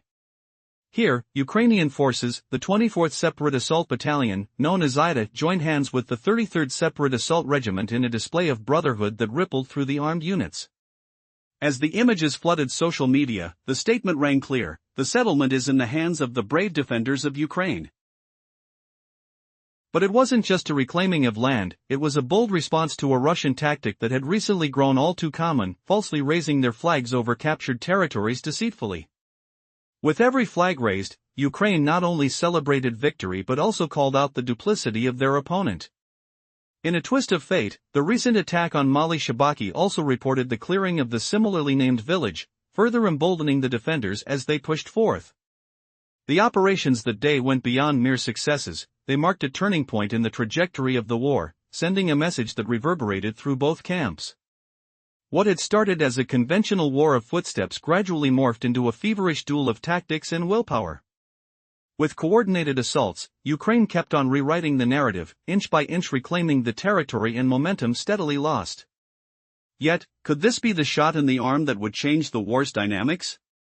As October unfolded, the assault on Mali Shabaki became emblematic of a wider Ukrainian resurgence, an echoing reminder that even amid adversity, the spirit of resistance burned fiercely. But how far could this resurgence extend? Would every village reclaimed inspire further advances, or would Russia retaliate with renewed ferocity? As the days wore on, the battle for the soul of Ukraine continued, each side poised, awaiting the next move in this high-stakes game of strategy and survival. The question lingers: how long could Russia maintain its facade of control while Ukraine executed daring maneuvers to shift the tide? With each liberated locality, the scales tipped, and uncertainty cloaked the battlefield. In the shadow of these events, Ukraine capitalized on fleeting missteps and concealed vulnerabilities, exploiting Russia's newfound reliance on tactics that saw fewer boots on the ground. They had not only reclaimed villages but were also on the cusp of relentless offensives that focused on coordination, unity, and sheer tenacity. So, as we trace the echoes of Mali Shabaki, a town transformed into a symbol of a burgeoning offensive, can Ukraine sustain this momentum, and will it mark the dawn of a new phase in this arduous conflict? The nation stood at a pivotal juncture, one filled with both promise and peril. Would this invigorated Ukrainian resolve lead to ultimate victory, or would the storm of Russian retaliation loom ominously on the horizon? The world watched, breath held, as the tide of war continued to shift in unexpected ways. Ukraine believed a slow, steady advance would secure victory in the war against Russia. Yet Russia aimed to outpace them, playing the tortoise role that moved so glacially it dwarfed even the Fable's pace. But Ukraine shattered that shell with a daring new assault tactic, smashing through Russia's lines in the Zaporizhzhia region. In one ferocious surge, they advanced 3.5 kilometers, leaving Vladimir Putin shaken and questioning everything. Reports from United 24 Media on October 12 confirm Ukraine's elite stormtroops executed their mission flawlessly, overwhelming Russian defenses to free the village of Mali Shabaki. Ukrainian flags now wave there, raised by the 24th Separate Assault Battalion, known as IDA, alongside the 33rd Regiment.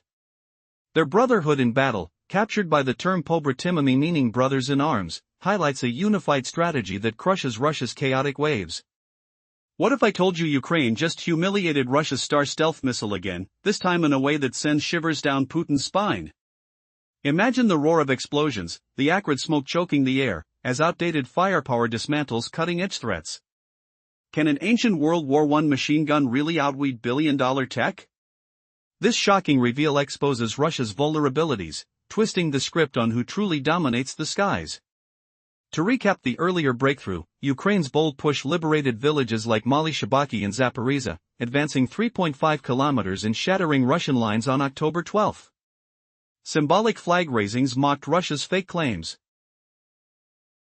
while Colonel Valentin Nanko confirmed the seizure of Shabaki and nearby Stepova. This victory extends Ukraine's wider counteroffensives in Donetsk and Dobropilya, reclaiming over 393 square kilometers, roughly 152 square miles, of land from the invaders. But feel the raw humiliation now. Russia's hyped Kh-69 stealth missiles are faltering repeatedly, each failure a sting that echoes through Putin's halls. The air thick with the stench of failure, the distant thud of impacts echoing like heartbeats skipping in fear. Is Russia's vaunted tech a joke, or does this expose a deeper chasm in their warfare? The emotional blow intensifies when even a World War-era machine gun, costing barely $11 in ammo, downed one such beast on September 19. It's no isolated win. Ukraine's defenses are revolving unpredictably. Building on Russia's embarrassment over Mali Shabaki, where Ukraine flaunted real flag raisings against faked Russian ones, the defeats mount. Picture the gritty texture of rusted artillery under trembling hands, the sour tang of cordite lingering like a bad memory. Why should systems incapable of targeting Kh-69 suddenly succeed? This isn't just a dent, it's a crack in the foundation of Russia's propaganda, exposing flaws that twist the stalemate into a rout. Deepening the narrative after Ukraine's historical takedown with the World War I machine gun, the pattern emerges. Even an APKWS rocket conquered a Kh-69, proving affordable tools trump exotic threats. Senses alight with the whistle of descending fire, the earthy rumble of distant detonations pressing against skin. What dark future awaits if Ukraine masters these hits regularly? Yet, don't assume this surge will normalize. Spotting these missiles isn't assured, and Ukraine won't pivot to tens of thousands of $25,000 rockets en masse. In the wake of Mali Shabaki's liberation, where Ukraine's assaults reclaimed territory at a painfully slow Russian crawl by seizing 259 square kilometers in September, that's about 100 square miles, against Russia's failed summer goals, the air defense triumphs add brutal context. Feel the crisp chill of dawn in Zaporizhzhia, the metallic bite of fear in the wind as strikes intensify. How does Putin endure these losses when his advances drip like slow poison? Russia's barrage during the first week of October, per President Zelensky, unleashed over 3,100 drones, 92 missiles, and 1,360 glide bombs, totaling 4,552 projectiles, turning Ukraine's resilience into a defiant roar. As Ukraine claws back from Russia's putative gains, reversing the summer's territorial grabs with over 180 square kilometers liberated in Dobropilya and 213 square kilometers in Donetsk, the emotional tide rises. The pungent odor of scorched earth mixes with the hopeful scent of renewed soil, vibrations from frontline clashes hum through the ground like unrelenting pressure. Can these defense hacks turn the tide fully, or will Russia's intensified strikes, thousands more bombs in a week's hell, unleash a catastrophic twist? Ukraine needs every edge, every trick, as the war's pace accelerates into unknown horrors. Echoing the Mali Shabaki push. Where a 3.5-kilometer breach on October 12 marked a pivot from Russia's March and July failures around Shabaki and nearby villages, the air defense evolution signals fresh agony for Putin. Imagine the sharp crack of gunfire piercing the silence, the sweaty grip on controls as fates hang in the balance. Is this the unraveling of Russia's stealth myth, or merely a prelude to their next deceptive maneuver? The stakes soar, with each shot down Kh-69 eroding fortified lies. After shattering Russian defenses to liberate Shabaki against their sabotage-style probes, small units sneaking through to disrupt logistics, the defense feats underscore Ukraine's adaptive fury. The tactile pulse of adrenaline-racing battles, the bitter aftertaste of recent strikes, begs the question, how long before Russia admits defeat in this aerial duel? This isn't routine, it's revolutionizing conflict, where the underdog's ingenuity humiliates the aggressor. Wrapping the story of Ukrainian counterassaults reclaiming lands bitten back from Russian advances, now fortified by defense triumphs, the emotional climax lingers. The thunderous echo of liberation mixes with the faint hiss of thwarted missiles, a symphony of reversal. Will Putin's gambles crumble under these relentless hits, or will a shadowy twist from Russia's depths invert everything? The front teeters, exposed in its brutal dance.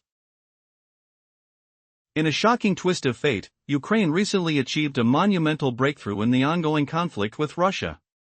As the quiet tension simmered, Ukraine, stepping away from its traditional methods, unleashed a new tactical offensive in the Zaporizhzhia region that surprised everyone, including the seasoned forces of Russia. Can you imagine the intensity of such a swift attack, the echoes of gunfire resonating and the air thick with adrenaline? On October 12, Ukrainian assault troops executed a rapid advance, carving out a staggering 3.5 kilometers in a relentless charge that sent shockwaves through Russian ranks. They reclaimed the village of Mali Shabaki, where the Ukrainian flag now proudly waves once again, heralding a moment of victory amidst the chaos. This wasn't just a small gain, it marked a powerful statement against a previously stagnant front, with reports confirming the liberation from Colonel Valentin Manko, who oversees Ukraine's assault forces. What might this victory mean for the morale of Ukrainian troops and the psyche of Russian commanders? As the dust settled, the jubilant cries of soldiers celebrating their triumph filled the air, a stark contrast to the devastation left in their wake. The incredible synergy between the 24th Separate Assault Battalion, known as IDA, and the 33rd Separate Assault Regiment proved to be the key to this triumph, showcasing an unprecedented level of coordination and brotherhood in arms. But let's not overlook what this means on a larger scale. With Russia's claims becoming increasingly hollow, how can they maintain their narrative of dominance now that they've suffered such a damaging defeat? This breakthrough wasn't simply a fluke. It fronts a broader trend where Ukraine has been slowly recapturing lost ground. The psychological impact of reclaiming territory cannot be overstated. It's a bold assertion that Ukraine is indeed capable of seizing the initiative.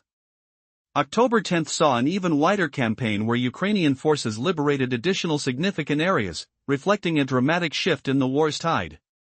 But how will Russia respond to this unexpected resiliency?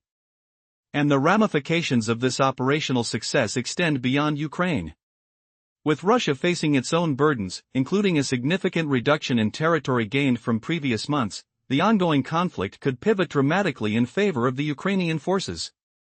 Ukrainian Commander-in-Chief Alexander Syrsky disclosed the ambitious nature of ongoing counteroffensives across multiple fronts, reaffirming the momentum that continues to build. What strategies will Russia deploy to counteract these relentless Ukrainian advances, now that the latter has gained renewed strength? As tensions simmer and strategy shifts, every move counts. Ukraine's adaptability has brought this pivotal moment. With international eyes fixed on the unfolding conflict, what new dimensions could this war take? The stakes have never been higher, and as the battlefield evolves, so too does the potential for unforeseen developments that could change the war's trajectory once more. Will Ukraine maintain this momentum? Or will Russia finally find a way to turn the tide back in its favor? The coming weeks could prove pivotal, with both sides gearing up for the next phase in this high-stakes game. In December 2024, it was reported that India sourced 76% of its weapons imports from Russia back in 2009. Fast forward to 2023, and that percentage has plummeted to 36%. This trend signals a noticeable shift away from reliance on Russian arms. One wonders, could Russia's recent offer of Kh-69 missiles to India turn the tide? However, a critical question arises: will India invest in a stealth missile that might be thwarted by a mere $25,000 rocket? The estimated manufacturing cost of the Kh-69 stands at around $500,000, yet likely does not account for the price at which Russia would sell it to India. Considering the need to procure many missiles to build a reliable arsenal, India faces a risky decision. With the current situation surrounding the Kh-69 in Ukraine, this decision is more pressing than ever. On one hand, India may take the plunge, but on the other, the recent troubles faced by the missile could deter them. Either way, the consequences of the October 10 incidents might inadvertently benefit Ukraine. They were merely defending against another Russian aerial assault, yet the continued embarrassment of the Kh-69 could severely hinder Russia's sales pitch, further compounding the struggles of a weapons industry already reeling from the ongoing war in Ukraine. Vladimir Putin confidently believed he had the perfect strategy for Ukraine, especially after the disastrous initial attempt to conquer it within a week. His plan hinged on overwhelming Ukraine through sheer force, banking on the hope that its defenses would weaken over time. Yet that was more than 3 years ago. The stark reality is evident now: Russia has made minimal territorial advancements while suffering significant losses. Now, Putin confronts a war that has dragged on far longer than anyone anticipated, exposing his woeful inability to fulfill his grand promises. The ramifications of these failures are tearing Russia apart from the inside, and the outlook for Putin's regime appears increasingly grim. John Foreman, a seasoned observer of Russian affairs, encapsulated this perspective in an interview. The insights he shared emphasized just how drastically Putin has faltered and how these failures may shape the future of his country and the broader region. Stay tuned as we delve deeper into the impact of these ongoing events. In a world torn apart by war, one nation thought it had the upper hand. Russia, like a slow-moving tortoise, aimed to win the battle through consistent, albeit sluggish advances in Ukraine. But on October 12, things took a dramatic turn. Ukraine unleashed a powerful new assault tactic that shattered the Russian front lines in Zaporizhzhia, pushing forward an astonishing 3.5 kilometers in one fell swoop. Can you imagine the shock in the Kremlin as their grand plan crumbled before their eyes? This breakthrough was orchestrated by specially trained assault troops who had a singular mission: to exert relentless pressure on Russian defenses. With grit and determination, they liberated the village of Mali Shabaki, instantly becoming a symbol of hope for a nation battered by conflict. The victorious troops raised their flag high, sending a bold message to the world. The liberation announcement, shared widely on social media, resonated with echoes of camaraderie among the Ukrainian forces, reminding everyone that they fight not just as soldiers but as brothers in arms. But who are these brave souls? With battle cries ringing in their ears, the troops of the 24th Separate Assault Battalion, also known as IDA, and the 33rd Separate Assault Regiment coordinated flawlessly to bring Russian forces to their knees. They didn't just reclaim land, they restored dignity and courage amidst chaos, dampening Russia's morale in the process. What a contrast to Russia's strategy of disarray, attacking unsecured positions and claiming non-existent victories. As they celebrated their victory, Ukraine reminded the world that raising a flag in battle has profound symbolism. While Russia dishonestly raised flags on captured lands, Ukraine did so proudly, reclaiming territory rightfully theirs. The stark reality of the conflict becomes apparent: one nation fights for survival, while the other resorts to deception. Colonel Valentin Manko, leading the charge in Ukraine, confirmed the success in Mali Shabaki and revealed that the offensive had wider implications. Not only did they secure this village, but they also partly liberated neighboring Shabaki and another village named Stepova. Each small victory carried with it the weight of past struggles, as this retaliation marked the culmination of years of fighting for these lands. Yet, let's not forget what this means for Russia's ambitions. Despite fleeting successes, they faced significant losses that left their once bolstered military shaken. Reports indicated that Russia managed to occupy only 259 square kilometers in September, a mere shadow of their previous gains. How can Putin maintain his grip on power when his stronghold is crumbling? With each yard lost to Ukrainian determination, the facade of an unstoppable force begins to fade into a comical myth. On October 10, insights from UK defense expert Foreman revealed a dismal picture for Russia. As they floundered to achieve their lofty territorial goals, the realities of warfare set in less territory means less control and heightened vulnerability. The transition from their earlier advancements to these strategic missteps is like watching a champion boxer's fall from grace. Was 2025 meant to be a year of triumph for Russia? Instead, it's transformed into a stage for their most humiliating failures, echoes of which ripple across the battlefield. Reports had predicted a massive offensive that ultimately fizzled out, leaving nothing but a memory of what could have been. Mali Shabaki symbolizes more than just a liberated village, it represents a resilient nation clawing back its dignity. As Ukraine prevails in its counteroffensive, pressing forward into occupied territories, the question remains: what will Russia's next move be as Putin descends deeper into desperation? Will Ukraine continue its relentless push, or will the tide shift once more? Only time will reveal the consequences of these hard-fought battles within the ongoing clash of nations. In a stunning turn of events, Ukraine has shattered Russia's steady advance, surprising military analysts and changing the dynamics of the ongoing conflict. Initially, Russia seemed content to be the steadfast tortoise, moving at a glacial pace, while Ukraine fought tooth and nail to reclaim lost territory. But on October 12, 2025, all that changed when Ukrainian assault troops executed a breakthrough in the Zaporizhzhia region, pushing through Russian defenses with remarkable efficiency.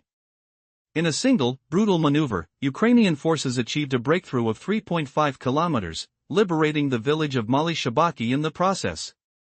This staggering assault caused panic in the Kremlin, sending ripples of disbelief through Russian leadership. The news, first reported by United 24 Media, revealed that specially trained Ukrainian troops had done precisely what they were formed to do: dismantle Russian defenses and reclaim lost land. The jubilant raising of the Ukrainian flag in Mali Shabaki marked not just a military triumph but a deeper symbolism, a rebuke to Russia's recent tactics of claiming villages they haven't truly occupied. Russian forces had recently attempted to raise flags in the village of Bova, claiming it as theirs, but were met with swift and forceful resistance from Ukrainian troops. Colonel Valentin Manko confirmed that the liberation of Mali Shabaki was not an isolated win, it was part of broader operations reclaiming territory from an increasingly precarious Russian offensive. Yet, this success was not just in the reclaiming of land, it was about morale. The coordination of Ukraine's assault battalions showcased a level of teamwork not seen before, solidifying bonds within the troops. Compared to Russia's erratic and uncoordinated tactics, Ukraine's systematic approach was beginning to yield impressive dividends. The juxtaposition was stark: while Russia was struggling to achieve significant territorial gains, Ukraine was decisively pushing back. As the dust settled, it became clear that Ukraine's victories in Zaporizhia were part of a larger counteroffensive nationwide. Reports indicated that Ukrainian forces were regaining momentum, liberating vast swaths of territory in Dobropilya and Donetsk. By October 10, Commander-in-Chief Alexander Syevsky boasted that around 180 square kilometers had been reclaimed in Dobropilya, with another substantial area regained in Donetsk. Each victory resonated louder than the last, sending shockwaves through the Russian ranks. As Russia grapples with its recalcitrant tactics, it's apparent that the tables are beginning to turn.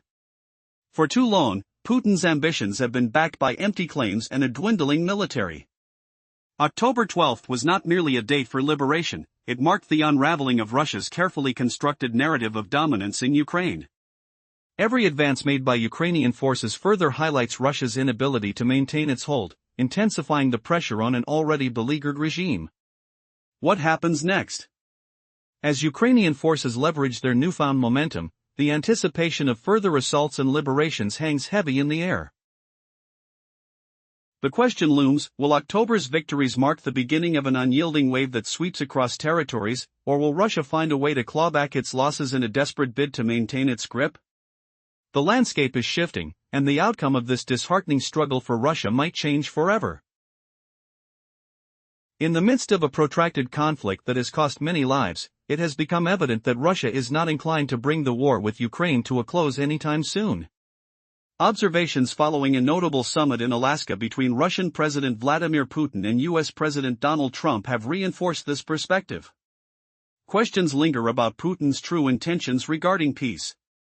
Amid ongoing negotiations, Russia has intensified its military attacks, showcasing a lack of commitment to cease hostilities. Kaja Kaluz, a representative from the European Union, remarked on August 16 that despite efforts at diplomacy, Russia remains unwilling to wind down its campaign against Ukraine. Rather than securing peace, Putin's delegation left Anchorage without any pledges to halt the violence. Consistent reports indicate record-breaking drone strikes hitting Ukraine, contrasting sharply with Putin's rhetoric surrounding peace talks. The Atlantic Council is among many that highlight the futility of these negotiations, pointing out that Putin seems to prefer stalling rather than reaching resolutions. The desire to maintain a maximalist stance, demanding vast territorial concessions from Ukraine, reveals Putin's unwillingness to compromise. This uncompromising approach, compounded by the importance of a robust military-industrial complex within Russia, indicates that a resolution to the conflict is far from Putin's agenda. With reports suggesting that even within Russia, opinions are shifting, many are starting to view the war as an exercise in futility. Delving into the turbulence of the Alaska peace talks. Some analysts suggest that the outcome may have been more detrimental for Russia than initially perceived. While some may argue that these talks were not a complete disaster for Putin, contrasting opinions emerge from within Russia's political elite. The stark disconnect between the sentiments of those higher up in the hierarchy and the evolving perspectives of the Russian populace highlights a deepening rift that could have long-term implications. Thus, the crossroads at which Russia finds itself, often unwilling to concede or change course, paints a grim picture of a leader who may be steering his country further into conflict rather than toward peace. In a surprising turn of events, Russia's expectations of a steady advance in the Ukraine conflict took a heavy blow. While some officials portrayed the Alaska meeting as a success, a closer look reveals the unfolding reality is quite different. On August 16, reports surfaced of increasing drone sightings in Europe, specifically targeting NATO nations that have rallied to support Ukraine. This aerial strategy has emerged as a pivotal component of Putin's tactics, illustrating a desperate escalation in response to mounting pressures. Amidst the rhapsody of Russian politicians celebrating the Alaska Conference, hoping for a peace settlement favorable to Russia, a stark contrast forms. Andrei Klishas, a prominent figure under Putin's United Russia Party, touted the meeting as a significant victory, claiming it solidified Russia's pursuit of fair and long-lasting peace. Echoing this optimism, Konstantin Kosachev, the Foreign Affairs Committee chair, emphasized the joint success achieved by both leaders. This rosy portrayal, however, seems crafted to flatter Putin's agenda, as he attempts to manipulate perceptions both domestically and abroad. But what has shifted since those blissful August days? These statements might have been mere sycophantic gestures, born of political survival rather than genuine conviction. Putin frequently uses his supporters as mouthpieces, bending their words to create a facade of progress. Yet, what he correlates with success often contradicts the stark realities on the battlefield. Reports of drone attacks and airspace violations have drawn the ire of European nations, further isolating a regime scrambling to maintain its grip amidst chaotic losses. As autumn unfolds, Putin faces an increasingly dissatisfied alliance. His strategy relies not on straightforward military advancements but on cyber warfare and intimidation tactics that reveal a shift in focus. The recent uptick in hybrid attacks, labeled as aggressive by sources like the Atlantic Council, underscores the Kremlin's attempt to project power while grappling with its own ineffectiveness. As pressure mounts and failures accumulate, can Russia adapt its approach? Or will these attempts to divert attention become markers of a regime cornered by its own ambitions? The situation starkly illustrates a critical inflection point in both military operations and diplomatic endeavors, leaving many to ponder what the future holds for Russia and its ambitions in Ukraine. Have you ever watched an empire crumble under its own delusions? Picture the dust of 1,000 missed opportunities settling like ash on forgotten battlefields, the acrid smell of burning refineries stinging the air.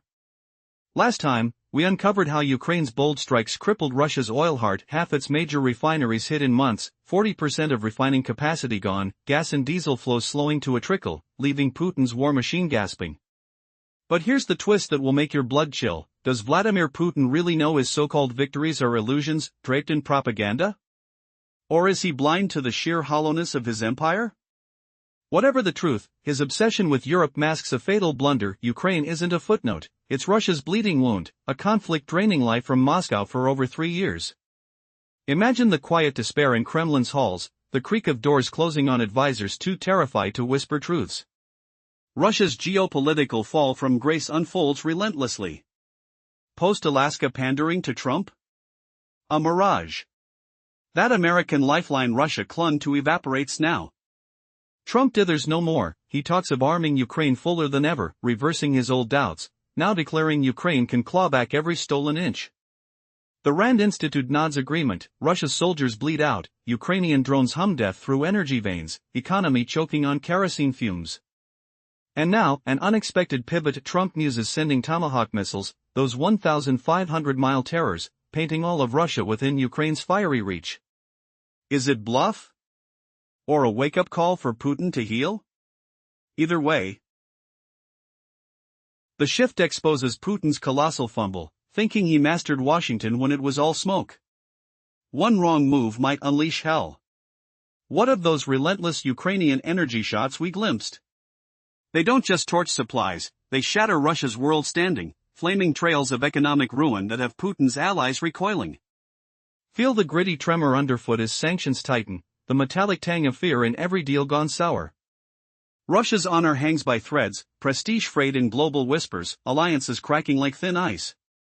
Is this the unraveling Putnam ignored for too long, Ukraine's quiet revenge echoing louder each night? Cliffhanger alert, as Trump's words reverberate, could one ally's betrayal ignite a storm Putin can't extinguish? Stick close, because the cracks widen into chasms. 748 words. In a stunning turn of events, Ukraine has made a powerful strike against Russian forces, shattering the long-perceived narrative of a slow, unyielding advance. While Russia might have likened itself to the steady tortoise in the race, Ukraine has not just broken its shell, it has surged forward with a force that no one could have predicted. With a new assault strategy in play, Ukrainian troops have pushed 3.5 kilometers into Russian-held territory near Zaporizhia, achieving a remarkable breakthrough that leaves Russian President Vladimir Putin reeling in disbelief. The report from United 24 Media detailed how specially trained Ukrainian assault units executed their tactics flawlessly, applying pressure on Russian defenses until they crumbled. This maneuver enabled them to liberate the village of Maly Shabaki, where the victorious 24th Separate Assault Battalion, known as IDA, joined forces with the 33rd Separate Assault Regiment. Together, they dealt such a decisive blow to the occupying forces that they were able to march into the village and proudly raise the Ukrainian flag once more. This act is not merely a routine victory.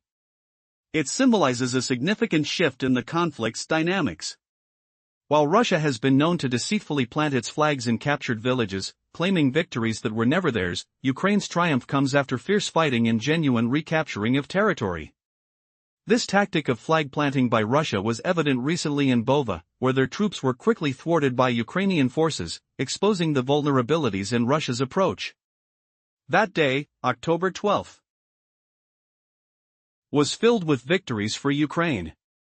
Colonel Valentin Manko confirmed the successful assault on Maly Shabaki and revealed that Ukrainian forces also partially reclaimed the nearby village of Shabaki and even made strides into another settlement named Stepova. This concerted effort signifies more than just territorial gains, it marks a shift from Ukraine's posture of defense to one of aggressive counteroffensives, gaining back a significant stretch of land in a single day. But wait, the implications of this assault extend far beyond this small area. As Ukraine continues to claw back its territory, a deeper trend emerges. The Ukrainian army has been experiencing a resurgence all over the nation, evident in regions like Dobropilya and Donetsk, where similarly set tactics have yielded remarkable success. Reports specify that Ukrainian forces regaining control over approximately 180 square kilometers in Dobropilya and 212.9 square kilometers in Donetsk highlight a nationwide trend of reclaiming lost territory. Yet, the question looms, how will Russia respond? Will the setback of losing Maly Shabaki push it into a frenzy of desperation? If Ukraine's newfound tactics are indeed part of a larger strategy, then we might soon witness an avalanche of liberation efforts that will leave Russia staggering. The echoes of conflict seem to reverberate, suggesting that this is not just another day in the war but the dawn of a significant shift in power dynamics. Did Russia just lose its grip on the Ukraine front? Imagine the shock rippling through Moscow as Ukrainian forces shatter a key defensive line, liberating villages in a single, ferocious push. What if this breakthrough signals the end of Russia's slow crawl to victory? A 3.5-kilometer advance in Zaporizhia has Vladimir Putin scrambling, exposing cracks in his strategy that could unravel everything. 347 characters, Russia believed its plotting advance would clinch the war in Ukraine. No rush, just steady gains. Like the tortoise in that old fable, content to outlast the hare. But even that reptile would hang its head in shame at Russia's pace. Ukraine? It just cracked the shell wide open. Picture the chaos on October 12. Ukrainian assault teams, specially trained, unleash a fresh tactic.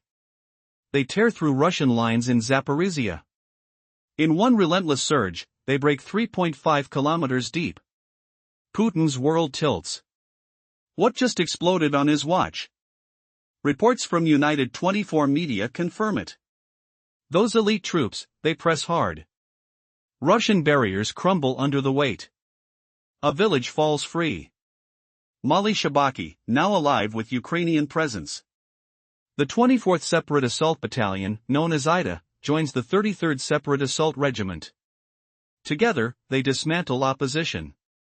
They sweep in, hoist the blue and yellow flag high. Smoke lingers in the air, the sharp tang of cordite mixes with damp earth. Cheers echo faintly, flags snap in the wind. A Facebook post captures the moment. Units of the 24th, with brothers in arms from the 33rd, raise Ukraine's flag in Mali Shabaki. On the Zaporizhia front. The settlement? Secure under Ukrainian defense. That word. Brothers in arms, it pulses with unity. Pobratymami in Ukrainian, binding these fighters tighter than ever. Russia hurls uncoordinated waves, hoping for scraps. Ukraine? It strikes as one, with heart, focus, unleashing precision fury. Remember Shabaki's name, it echoes deeper soon. Raising that flag? More than ritual. It's a defiant symbol, victory's raw pulse. Yet, it stings Russia extra hard. Lately, they've faked it. Sneaking into hamlets, planting flags on lies. Think early October in Uruzhane. Dnipropetrovsk region. Russia boasts capture. But Ukrainian fire erases the intruders in minutes. Their propaganda? Hollow cheers over phantom wins. One video dives into that deceit, but key truth, Russia stages flags. Ukraine earns them through real reclamation. Colonel Valery Manik, head of Ukraine's assault directorate, verifies it all. In a tense Facebook clip, he nods to success in Mali Shabaki. And more, they cleared nearby Verbov, that twin-named spot we flagged earlier. Plus, partial freedom for Stepova village. October 12th? A triumph day, probing deeper into held Zaporizhia lands. For Ukraine, pure momentum. For Russia? Agony. Manik lays it bare. This fits a broader surge, reclaiming vast swaths in one day. As Yuridikna Pravda reports, Ukraine advances 3.5 kilometers, along a 5-kilometer front stretch. That's a 3.1-mile wide force, thrusting over 2 miles, scattering foes like dust. Future strikes? Brewing. Not just bad for Russia, excruciating. CNN noted on October 1st. Russia's summer push fizzled. Goals unmet. September? Mere 259 square kilometers gained, about 100 square miles. Down 44% from August's haul. Every inch? Precious to Putin, fueling his inevitable win myth. But Ukraine's riposte shatters it. Mali Shabaki proves. Kiev matches Moscow's land grabs. With this bold strategy, Putin's woes multiply. We'll circle back to these tactics, but first, why this recapture burns deeper. Yuridikna Pravda highlights. Russia clawed to Mali Shabaki's edge in March 2024. After pushing into nearby Pyatikapki. That thrust? 4 kilometers deep, over a 10-kilometer line. Ukraine hit back, retaking spots. Yet July's counter. Russia snatches it anew. This? No mere skirmish. It's the full stop, ending months of tug-of-war. Back and forth? Done, for now. Ukraine stands tall. On paper, small wins. A few villages, modest ground. But zoom out, its title. Ukraine counters nationwide, reclaiming soil month by month. Glance at Donetsk. Luhansk. October 10th. United 24 shares General Alexander Syrsky's words. From a frontline visit, he declares, full counteroffensive underway. In one sector. 180 square kilometers freed, roughly 69 square miles. Effectiveness? Surging. Donetsk? Even stronger. 212.9 square kilometers, about 82 square miles, reclaimed. October 12th's feat? No outlier. Zaporizhia mirrors proven plays from elsewhere. Russia claims hamlets with thin crews. Ukraine exacts toll via sharp counters. This spreads coast to coast. Mali Shabaki? Harbinger of a liberation wave, leaving Putin seething. Fall 2024? Meant for Russian revelry, after summer conquests. Instead, Ukraine erases those gains, shoving Putin from faded dreams. all powered by innovative assaults. Numbers scream success. Military analysis on Mali Shabaki spotlights the shift. Ukraine deploys assault groups, piercing defenses, mobile reserves, across zones. Why thriving? Russia's tweak backfires. The Moscow Times. September report flags it. Sabotage squads, tiny infiltrators, burrow deep. Sersky, since summer, enemy tactics evolve. Deep probes, retreat, regroup, strike logistics, paralyze rotations. These packs? 4 to 6 strong. Sneak, not smash. It half works, nabbing outposts. But Ukraine adapts, turning stealth to slaughter. From the previous focus on frontline triumphs and reclaimed villages, the story now shifts to Russia's broader vulnerabilities, where economic strikes and internal cracks could topple the regime from within. What if Ukraine's battlefield wins were just the spark? Imagine frozen billions thawing, not for Moscow, but flooding Kyiv's defenses. EU whispers of unleashing Russia's seized assets, a dagger to the heart.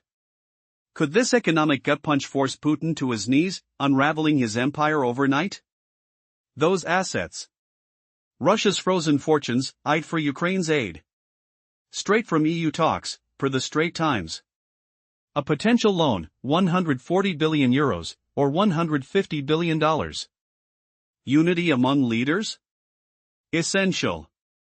It counters Putin's divide and conquer, keeping Europe's gaze on Ukraine's fight. Yet, deeper threats loom. One that could fracture Russia worst, Putin's mortality.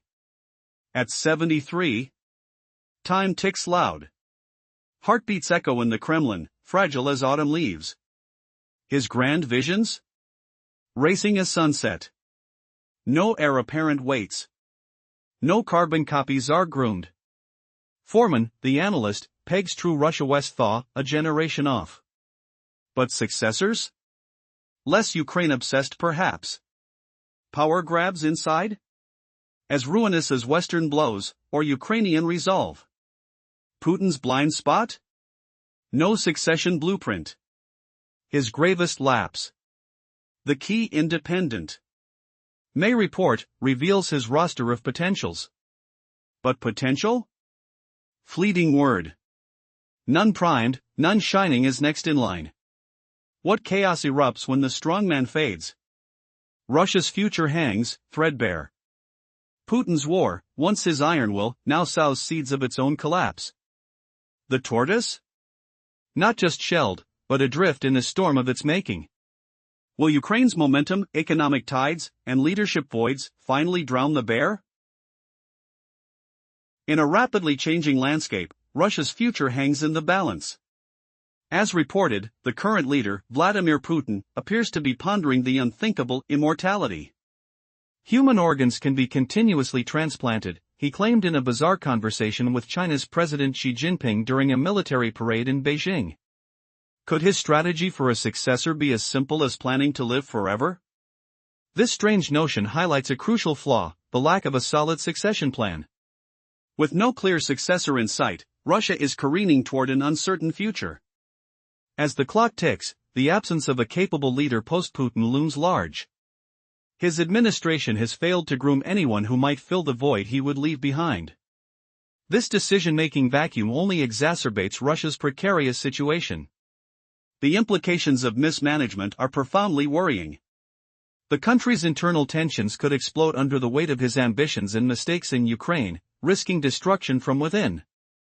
Putin's insistence on maintaining focus away from looming domestic challenges emphasizes yet another fundamental error. The vast resources dedicated to foreign conflicts drain critical support from the homeland. Each miscalculated move in Ukraine only creates deeper rifts, both abroad and at home. Will these choices ultimately lead to Russia's downfall? The cascading disasters may serve as a ticking time bomb, one that could spell catastrophe not only for him but for the future of the nation itself. In this high-stakes game, Putin finds himself in a race against time. As doubts deepen and shadows lengthen, the real question emerges: will Russia's leader realize he cannot escape the consequences of his actions, or will he continue down this dangerous path, unaware that his quest for immortality may cost him everything? In an unexpected twist of fate, Ukraine has proven that the war against Russia is far from over. Traditionally, Russia relied on a steady, albeit snail-paced advance, likening itself to a tortoise in this tense race. However, what they didn't foresee was Ukraine's ability to break through this slow-moving shell with a remarkable new assault tactic. On October 12, Ukraine launched a fierce offensive in Zaporizhzhia, achieving a staggering 3.5-kilometer breakthrough that left Vladimir Putin reeling in confusion. At the heart of this breakthrough was the 24th Separate Assault Battalion, known as IDA, working in conjunction with the 33rd Separate Assault Regiment. Together, they dismantled Russian defenses and reclaimed the village of Mali Shabaki, once again hoisting the Ukrainian flag high.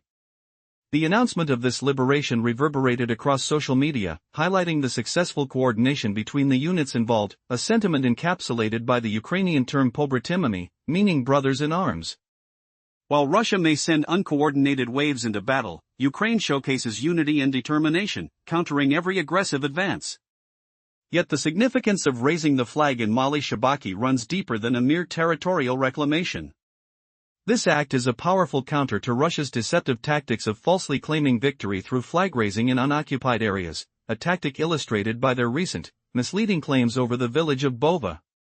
Witnessing these two contrasting narratives brings to light the ongoing battle for perception as much as for land. The impact of these events rippled throughout the front line. Colonel Valentin Manko confirmed the success of the strike, revealing that Ukraine not only liberated Mali Shabaki but also advanced in neighboring regions such as Stepova. The combined efforts on that day marked a monumental step forward, drawing a stark contrast to Russia's meager advances. After a summer of stagnation, where Russia captured only a fraction of expected territory, Ukraine's coordination and innovation signaled a severe blow to the Russian narrative of dominance. As the dust settled, it became clear that the seizure of Mali Shabaki wasn't just about reclaiming small patches of land.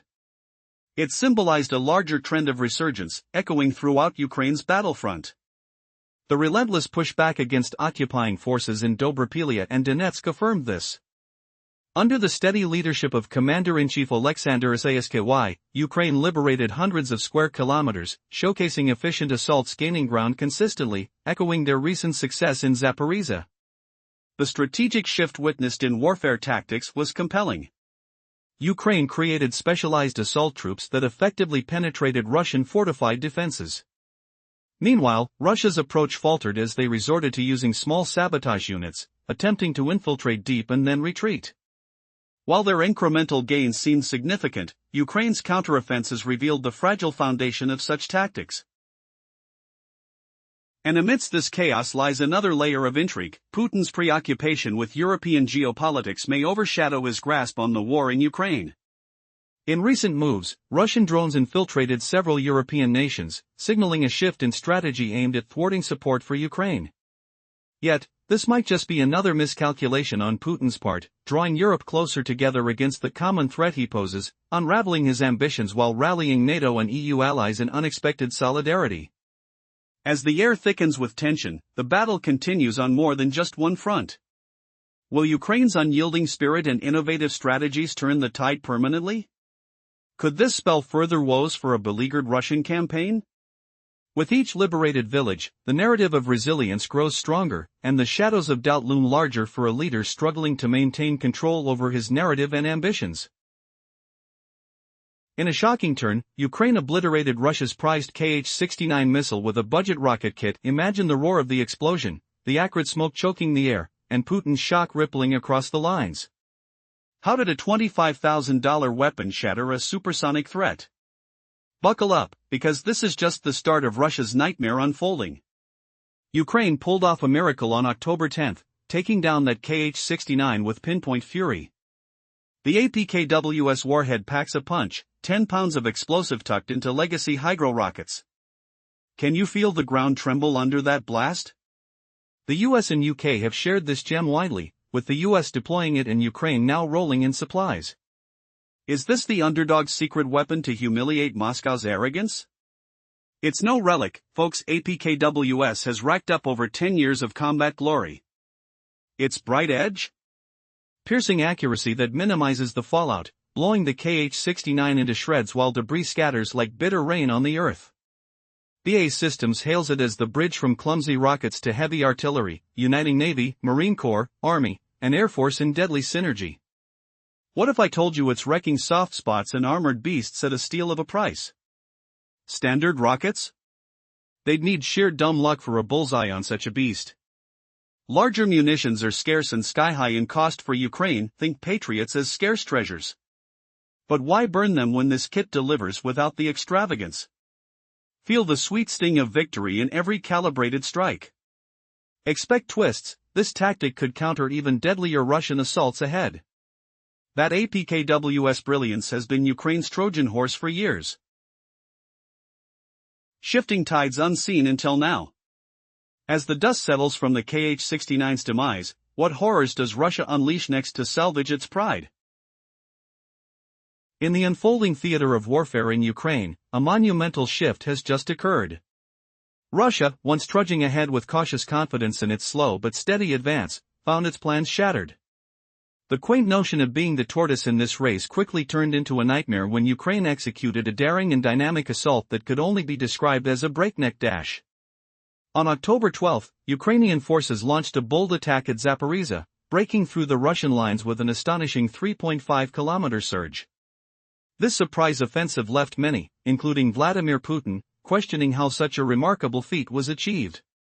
Reports emerged from United 24 media, revealing that Ukraine's elite assault troops had executed exactly what they were trained for, an intense counterattack that cracked the Russian defenses wide open, allowing the liberation of the village of Mali Shabaki. With a fierce determination, the 24th Separate Assault Battalion, known as IDA, partnered with the 33rd Separate Assault Regiment, striking down Russian forces in a decisive victory. As the Ukrainian flag unfurled above the settlement, there was more than mere victory in the air, there was a loud declaration of resilience and brotherhood among the forces. Amidst the impending chaos, Ukraine's newly forged warfare strategy began to shine.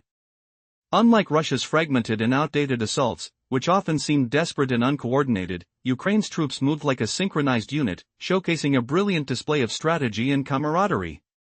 As they raised the flag,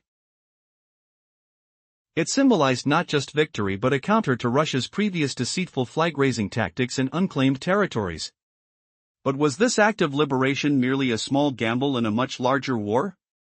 The answer lays forward as the echoes of victory give way to an even more profound revelation: Ukraine had not just reclaimed Mali Shabaki, but it had showcased a larger trend. Forces were reclaiming lost ground, reasserting control in a counteroffensive proving to shake the very foundation of Russian claims. As October pressed on, Ukrainian forces continued to push back against previous Russian incursions, regaining significant territories across various fronts. The commander-in-chief revealed a coordinated effort that had liberated nearly 180 square kilometers in Dobropilya and upwards of 212 square kilometers in Donetsk. The momentum was shifting, the tide of battle turning, a resounding echoing of hope reverberated across the fields of war. Yet, amidst these tactical victories, the quiet question haunted: would the momentum sustain? Or would an unexpected twist emerge from the fractured Russian lines as they attempted to regroup? With every victory, the singular drive of Ukraine to reclaim its land surged alongside the fear of an ever-watchful adversary. As reports surfaced of Russia's new fragmentation strategies to rely on tiny sabotage groups to quietly infiltrate Ukraine, it became incredibly clear: the battlefield was about to see its next climax. And in a world where victory is often fleeting, the determination to protect and reclaim what is rightfully theirs fueled Ukraine's fire. In this unrelenting clash for freedom and sovereignty, how long can Ukraine sustain this fierce momentum against Russia's growing desperation? The answer lies not just with the infantry but in the hearts of those who refuse to concede. The stage is set, the stakes higher than ever, the unfolding drama of this war has just begun. Russia believed its gradual, patient march would clinch victory in the Ukraine war. It embraced the role of the tortoise, moving so sluggishly that even the fable's reptile would cringe. Yet Ukraine shattered that shell, unleashing a devastating new tactic to slice through Russia's defenses in Zaporizhzhia. Is Putin blindsided by Ukraine's lightning storm of assaults, crushing his front like a thunderclap in the night? Amid the dust-choked air, faint echoes of distant gunfire reverberate, stirring memories of summer's human oppression. The ground beneath was a mire of mud and sweat, where soldiers gripped cold rifles, their hearts pounding under relentless sun. Russia crept forward inch by inch then, dreaming of dominance. But now, Ukraine's bold charge flips the script, rattling Putin's throne with a breakthrough that shatters illusions. News from United 24 Media on October 12 reveals Ukraine's elite assault troops delivered precisely as trained. They bombarded Russian lines, pressing with unyielding force until barriers crumbled, freeing the village of Mali Shabaki. The earthy scent of liberated soil mixes with the acrid smoke of battle. Ukrainian flags flutter anew, a tactile symbol of reclaimed ground, hoisted high against the skyline. Could this shattering push humiliate Russia's slow crawl, turning Putin's vaunted strategy into rubble? Soldiers from the 24th Separate Assault Battalion Ida, teamed with the 33rd Separate Assault Regiment, decimated Russian forces in Mali Shabaki. They reclaimed the settlement decisively, raising their banner in triumph. The humid air carries whispers of celebration. The fresh earth yielding under cautious footsteps. This unity, embodied in the term pobratymmy or brothers in arms, forges bonds tighter than metal chains. Do Russia's chaotic swarms now crumble under Ukraine's orchestrated fury, exposing Putin's empire as a house of paper? In stark contrast, Russia's assaults rely on disjointed raids for meager gains. Ukraine counters with seamless coordination, unhinging foes through shared resolve. Mali Shabaki's liberation echoes larger themes of victory regained.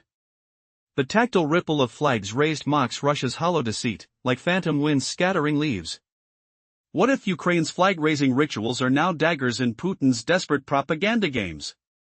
Recall Bova, where Russia falsely claimed capture in early October, deploying minimal troops erased in moments by Ukrainian defenders. Propaganda videos spread lies, but Ukraine proves authentic triumphs, crushing deceit with concrete justice. The sharp sting of betrayal lingers, smells of gunpowder fading into clarity. Will Colonel Valentin Manko's declaration ignite a storm that sweeps Russia back, leaving their outposts in ashes? In a Facebook video, Manko confirms Mali Shabaki's success, noting nearby Shabaki village cleared too, plus partial liberation of Stepova. October 12 pulsed with Ukrainian momentum, penetrating Zaporizhzhia deeply. Sound of advancing boots thunders, a tidal wave reclaiming land. Imagine Russia's excruciating loss, territory slipping like sand through clenched fists. Per Eurymedon Press, Ukraine advanced 3.5 kilometers along a 5-kilometer front over 2 miles deep into Zaporizhzhia, wounding Russian lines irreversibly. CNN earlier reported Russia's September gains plummeting to 259 square kilometers, barely 100 square miles, 44% below August's haul. Does Ukraine's counterstrike shatter Putin's mirage of invincibility, reducing his dreams to dust? Each inch Russia hoards like precious or crumbles under Ukrainian blows, eroding perceptions of dominance. Mali Shabaki heralds potentially endless reversals, a relentless reversal of Putin's summer grabs. Eurymedon Press highlights Russia reaching Mali Shabaki outskirts by March, after a 4-kilometer, 10-kilometer front push from Pyatikity. Can this be the brutal punctuation ending Russia's offensive sentence? Ukraine counterattacked in spring, recapturing Shabaki briefly, only for Russia to reclaim it in July. Now, the back-and-forth concludes in Ukraine's favor. Though seemingly minor, mere villages regained, it symbolizes Ukraine's nationwide rebound. The crisp snap of retaken paths tugs at hearts, clearing fog of occupation. What silent storm builds as Ukraine claws back in Donetsk and Dobropelia? On October 10, United 24 Media quoted Commander-in-Chief Alexander Syrsky post-visit, a full counteroffensive liberates 180 square kilometers in Donetsk, 69.4 square miles, and 212.9 square kilometers, 82 square miles, in Pokrovsk region. Mali Shabaki fits this rising tide. Does Putin's gamble with Europe blind him to Ukraine's rising fury, a fatal distraction? Militarny details Ukraine's tactic shifts, breaching defenses and reserves effectively. The Moscow Times noted Russia's small sabotage teams, 4 to 6 soldiers, infiltrating deeply since summer, aiming to disrupt logistics. Will Putin's yes-men finally crack under reality's weight? CSKY warned of Russia's tactics: penetrate, regroup, strike rear targets. Ukraine adapts, paralyzing the infiltrators. This hybrid warfare includes drone waves into Poland in early September, jets in Estonian skies, sightings over Germany, Denmark, Norway, Netherlands. The sour stench of deception wafts, as Russia diverts European focus from Ukraine support. Can Putin's gangster tactics unite NATO against him, a cruel twist of fate? Zelensky noted October 12 on X, Putin exploits Middle East distractions and domestic crises. Foreman on Times Radio predicts intensified cyber threats, espionage, sabotage, incursions to deter Ukraine aid. Yet, Europe rallies, considering military responses. Putin's strategy backfires spectacularly, refocusing attention on Ukraine. Will Putin's egocentric denials collapse beneath the weight of failure? Putin steals European resolve, uniting them stronger. Diverting forces from Ukraine erodes his core strategy. Surrounded by sycophants, he might ignore missteps. Or despair grips his inner circle, whispering doubts.